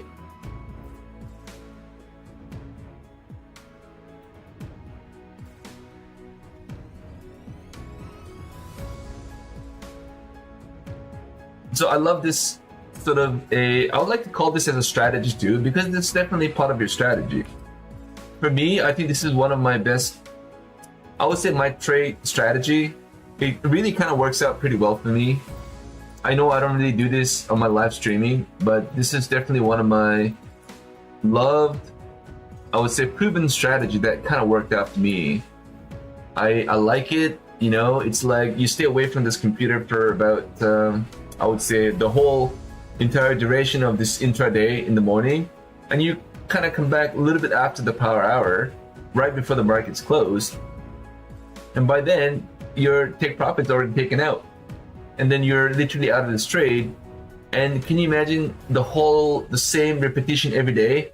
But obviously you're gonna have to think about a little, say, you gotta be a little biased on that for that day, right? So if you kind of believe that this market is going to truly see a little bit of a pullback, then you're gonna have to start to reverse course, right? From trying to go long on a pullback, you're gonna have to try and short on a bounce and place your limit orders to short the positions, and then your stop would be, say, somewhere here. Your limit orders may be here to the downside. So the market will try to curl back up and catch a lot of longs on an off guard, and you see a huge dip to the downside, and you have your limit orders, your take profit orders here and here and here, and these get filled as the market starts to pull back into the support zones. You're back in profits again. So this strategy, I like this model, this concept. Definitely did work for me for quite a while now. I've not really done as much of this sort of a trading lately, but I will start to do this more often now, especially with accounts, with prop firm accounts that has end of day drawdown. Not necessarily on accounts that's trailing, because trailing is gonna take it's gonna trail it's gonna trail. So if it's going to trail, then it's not a good idea to try and swing. But if it's end of day drawdown, I think it really kind of makes sense.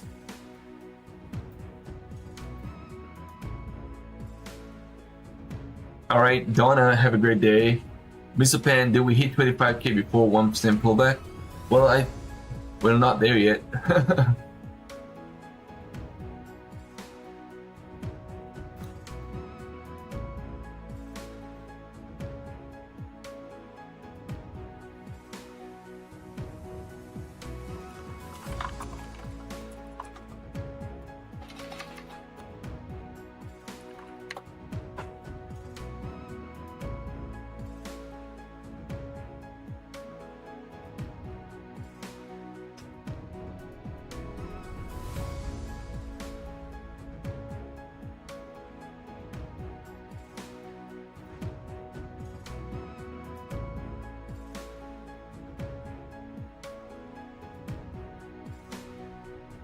What's a typical day like for you outside of trading? Pretty much work in gym, that's it.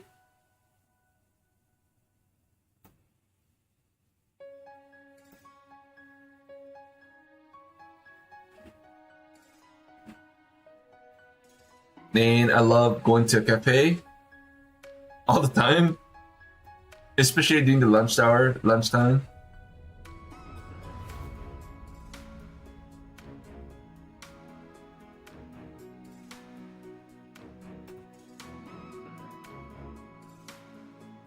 How has trading changed your lifestyle or mindset?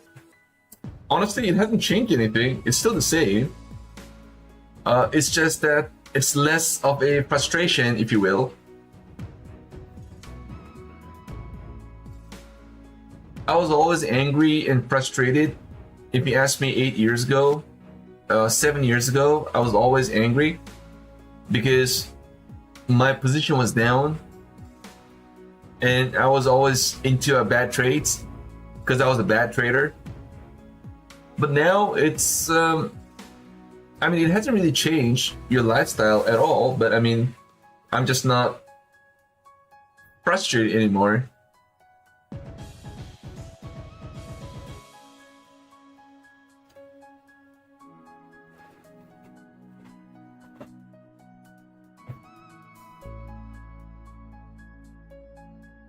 What do you do to relax when the market closes?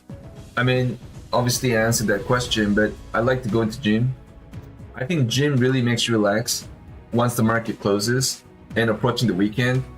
I think it's very important that we try to relax and free our mind from trading and not think about it, right? Because if you start to think about trading over and over again on the weekends, I think that's the step in the wrong direction. That's going to eventually get you into more frustrating weeks. And so for me, I think it's very important that I reset, I refresh myself, go to the gym, be physically fit to trade, because the trading is not just mental, it's also physical. So you have to be physically fit as well. And in order to be physically fit, you have to go to the gym.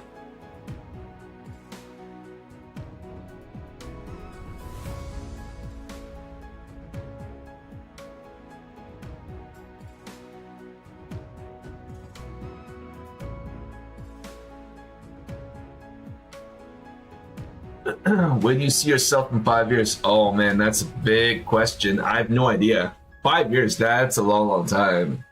Like, I don't even know where I'm gonna be in 1 year from today. I wish I knew. I wish I knew. Right now, I have no idea. I'm sorry, but I don't have a answer to that question, unfortunately.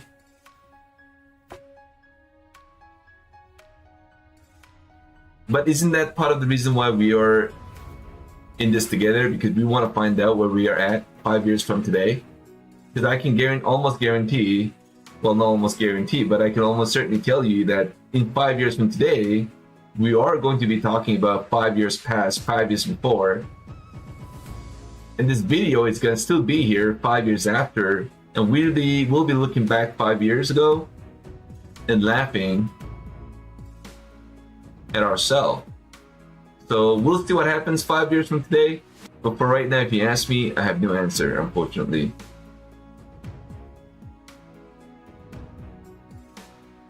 Do you plan to move? Do you plan to move, travel, or live off trading profits?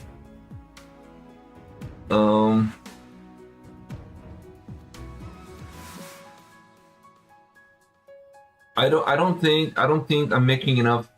I don't think I'm making enough profits to do stuff like that. I don't think I'm even near. Recently it's been better, but I think it's got to be a lot more than that. So when we specifically refer to profits, we're talking about net profits, right? So taking out all your expenses too. But right now it's not there yet. So it's going to be hard for me to think about that right now. Or maybe in a couple of years, as soon as I try to become a much better trader. Right now, I don't think I'm there. I'm still learning to become a better, consistent trader. So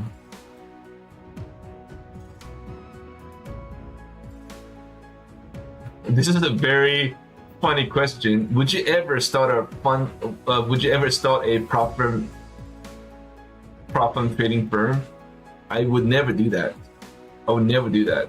No, not at all. Absolutely zero chance.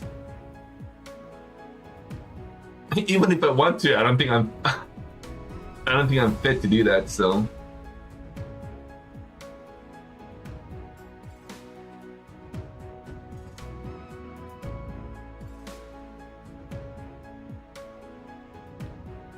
if you were not trading right now, what would you be doing? I will be most probably golfing, I would say. I would be golfing or I'll be fishing.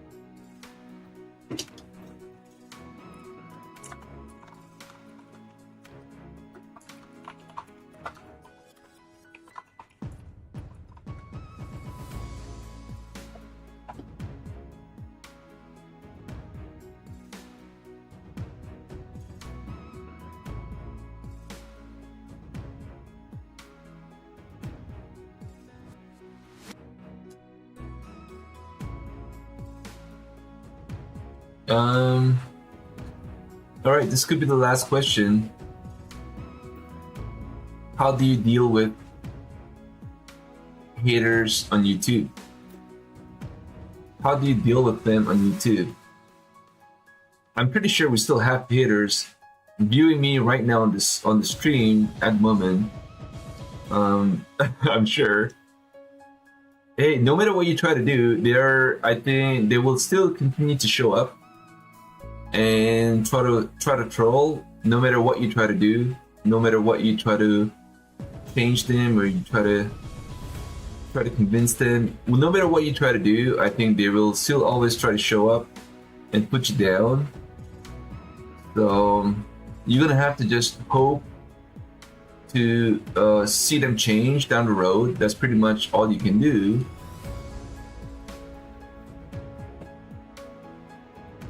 Right? There's no way you're gonna be able to change them. Maybe over time they will change themselves and try to come back and become a better person.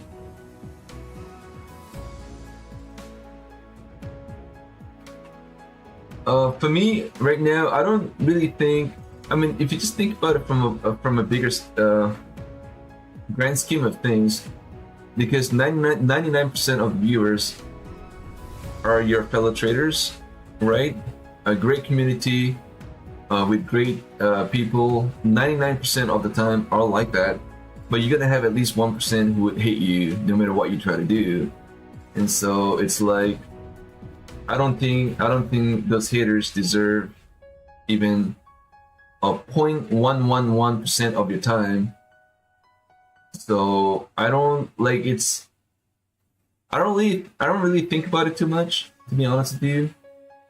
I try to smile, and that's pretty much it. I don't really try to respond to yeah, I mean, sometimes I do get angry, don't get me wrong, I'm still a human, so I do make mistakes time to time, but in a lot of cases I would just smile and just focus on the main thing that I'm supposed to do, and let the trolls do what they want to do, really. But I don't really think they deserve even a second of my time and your time as well, right? So I don't really like talking too much about haters on YouTube, because no matter what you try to do, they're still going to be there trying to put you down, right? So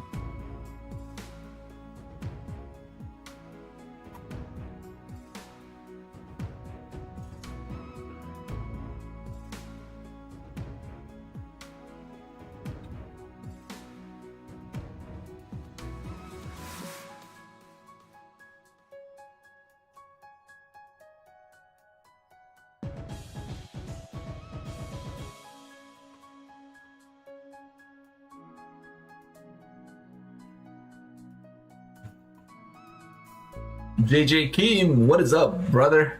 Pro Fast Guy, Tiger, do you like better end of day or trailing?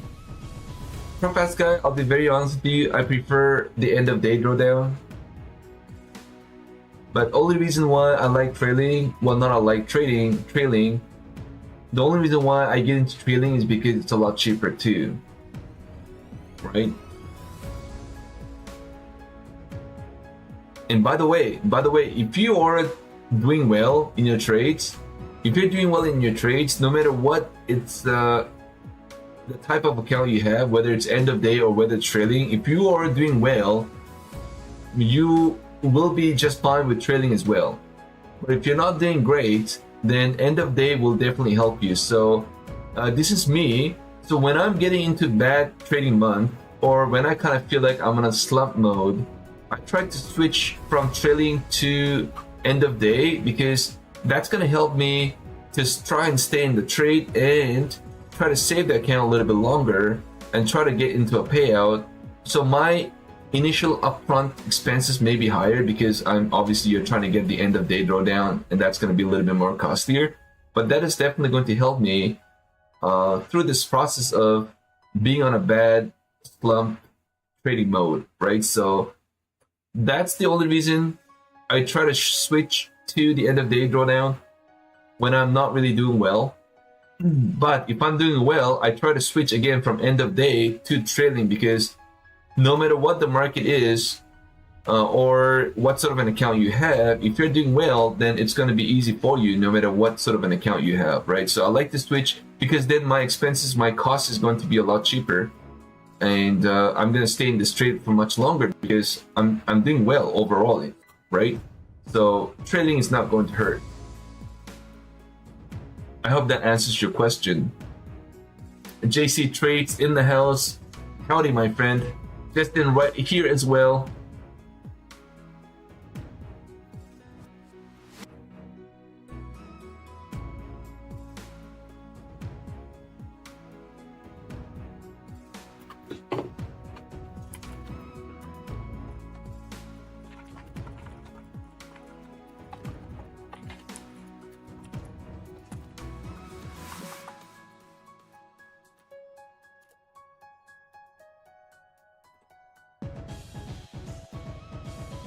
Justin Red only wants to be in the trade for 1 second.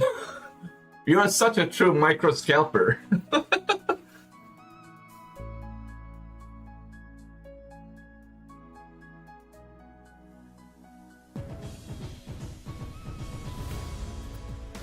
Oh, this is a very good question. If you could redo one, no, this is not a question.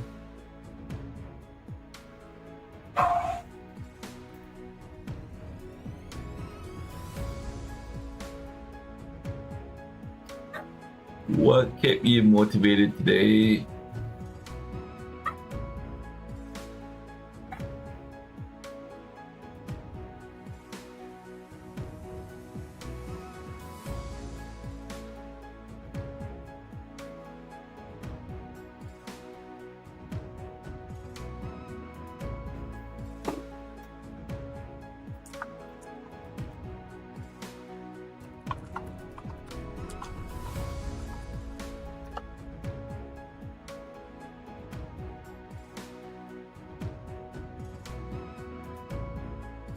So, okay, guys, we got a few more questions. I'm just gonna try and filter some of those questions because I've got, I still have quite a few questions here. So I'm just going to quickly try to go through and maybe just pick one or two, and we'll call it a day.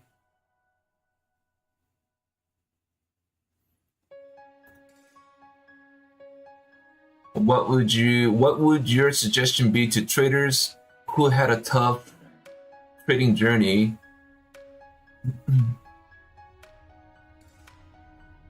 So the first thing that I can really think about is you are definitely not alone in this game. I want to just remind you once again, so no matter how great of a trader you are, how experienced you may be, you're going to have red days no matter you like it or not, right? There are definitely going to be days where nothing's really going to work, no matter what you try to do.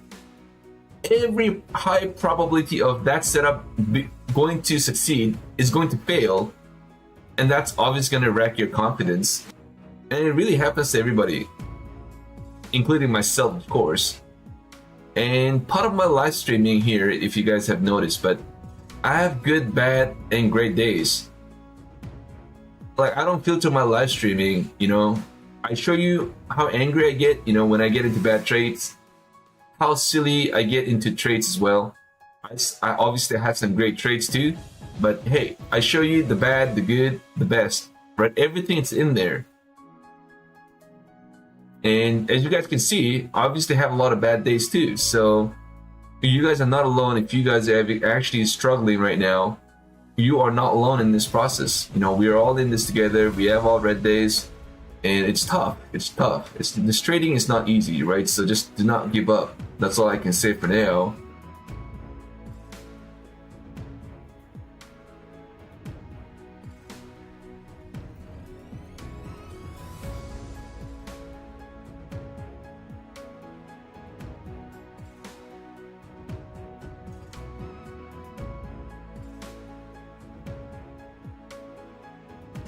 Just try to keep building your process, right?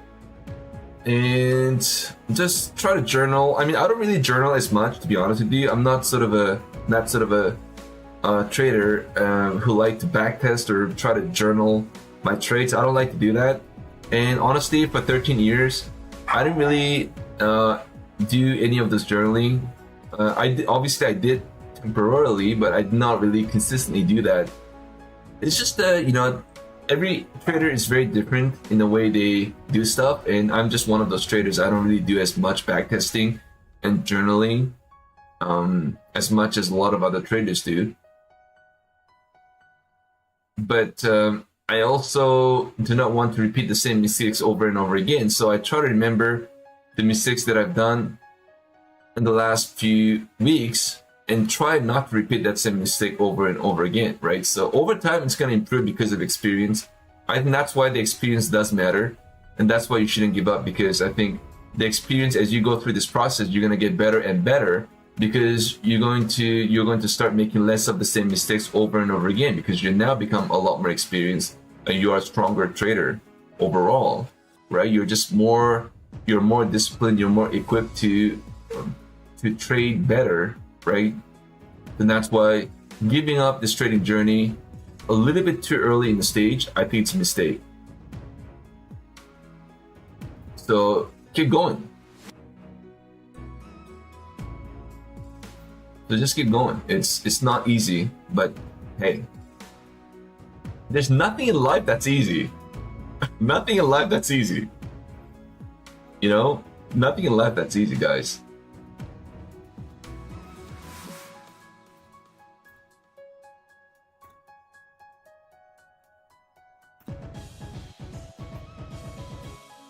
Let's take a look at other questions. This is definitely going pretty quick here.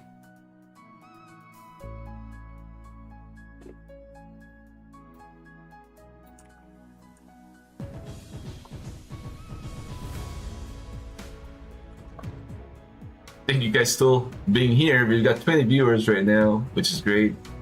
We are just about to end the stream. We'll give another 10 minutes to quickly go through those questions and we are good to go. Thank you guys for being here.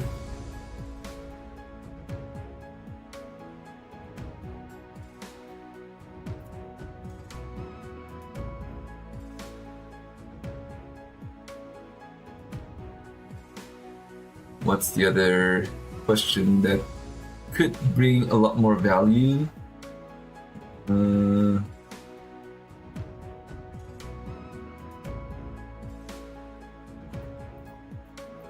Let's see.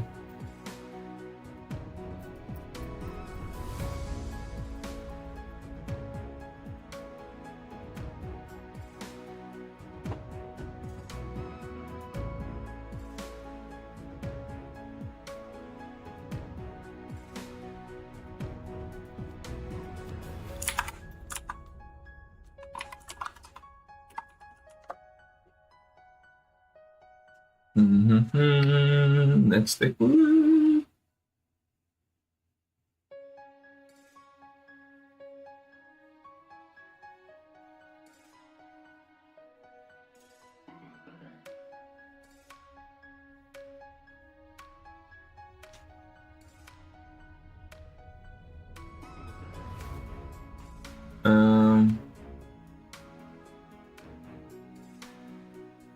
So one question I had was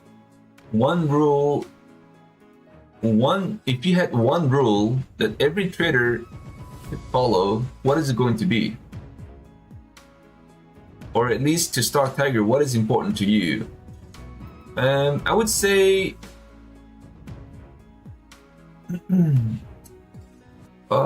it's not a straight answer to that question. But I would say protecting your capital at all costs. But what that means is thinking about how much are you going to be spending on your fees. I think that's going to be the one rule that's going to be very important as a prop firm trader, is how much are you going to spend for fees, for evals and for funded accounts. How much are you going to be spending? And that relates to protecting your capital at all costs, because it's the same thing at the end, because if you don't know how to manage and control your expenses, then eventually you're not being able to protect your capital, right? So I think it's very important as a prop firm trader is, if there's one rule that I think I am going to follow, I would say controlling your expenses. It's how much are you willing to spend at a given month. I think that's going to be truly the most important, because if you have no control in this, I think you're going to eventually fail. At least for me, that's definitely is the number one rule I have, and that's why I'm treating this like a firm, like a business, like a business owner, right? You're gonna have to think about sales, and sales here would be the payouts, but at the same time, how much are you gonna be willing to spend, and what's your variable expenses and your fixed expenses on this journey. I think it's truly going to matter the most, and that's what I would say.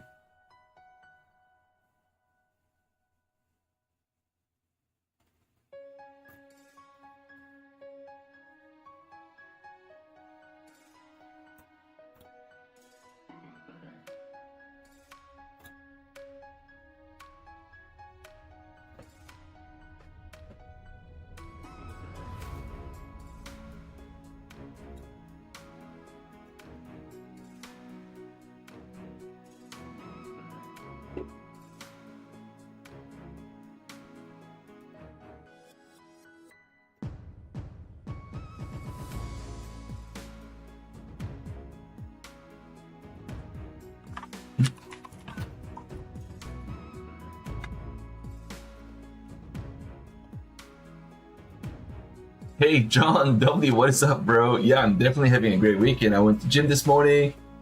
I went to a cafe. I had a nice, beautiful coffee session with my family. It was great. You know, it's a lot of fun. So yeah, definitely a great day for me. How about yourself? Did you have a great day? All right, guys, I went through a lot of questions and I answered. Hopefully my answers were okay. I hope it was not disappointing.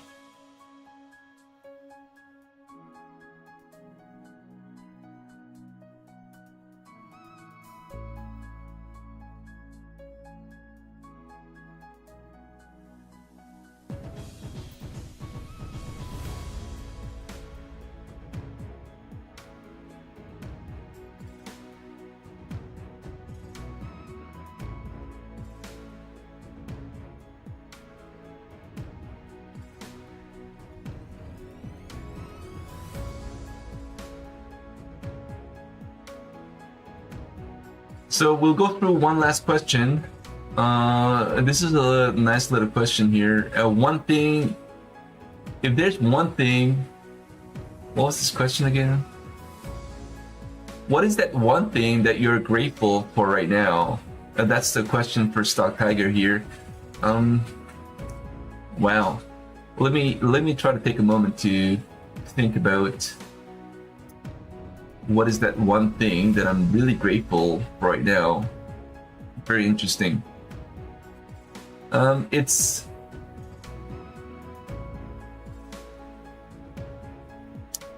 what can I think about? From my bottom of my heart, I think is being able to do like one thing. If there's one thing that's grateful, what is it right now? I would say being able to do what you love, for me, and obviously that's trading, and being able to share this with people who share common value, and we grow this together on the ups and downs throughout this trading journey, and being able to do this every day, every week, every month, every year. I think that's what I'm really grateful about. That sounds like a great answer, by the way. No, but that really I think that would be what I'm really grateful about, right? That's the beauty of having this community here is being able to share with traders who care, who are, let's say, pretty similar in their trading journey too, and we share our common values, go through this process. It's like sharing the goods and the bads, the ups and downs, the struggles. Like, we're all sharing each other. I think that's what I'm really grateful about. Obviously, there were days where I was just completely lost, right, in my trading journey, with lots and lots of doubts and pretty much losses like every single week. It's like back-to-back losses every time, and obviously leading to a loneliness. You're lonely. This trading journey is very lonely, right, itself. 7-8 years ago, I didn't really have any community, and I was definitely looking for a community, but I never really found one.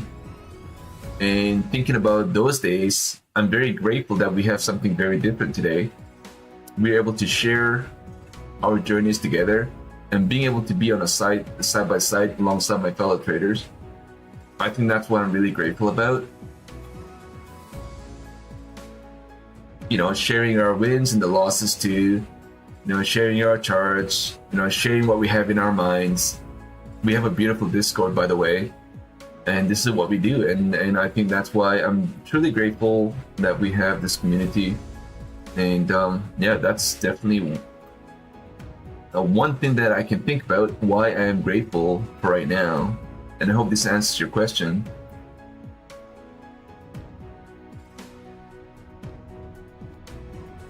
In conclusion to that question, I'd like to say that I'm not alone in this journey anymore.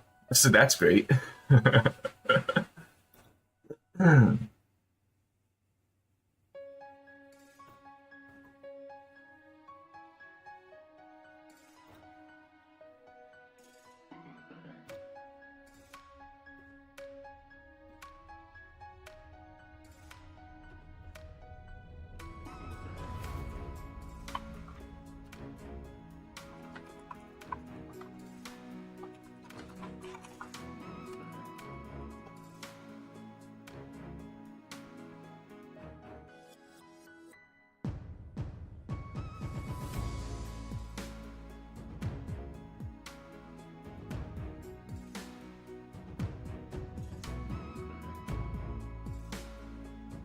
Alright guys, I think my fam, everybody,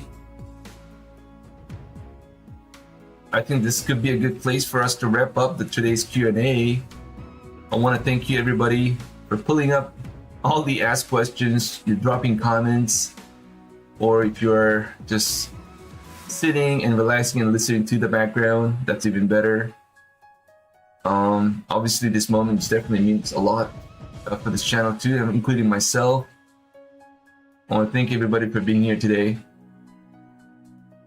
We'll see you guys back tomorrow. Tomorrow is the Sunday night at 6 p.m. Eastern time. We'll be back doing our thing, trading live every day. Starts right here on Sunday night, 6 p.m. guys. We'll see you guys back tomorrow. Everybody have a great night. God bless you and your family, everybody. Take care. Have a great weekend.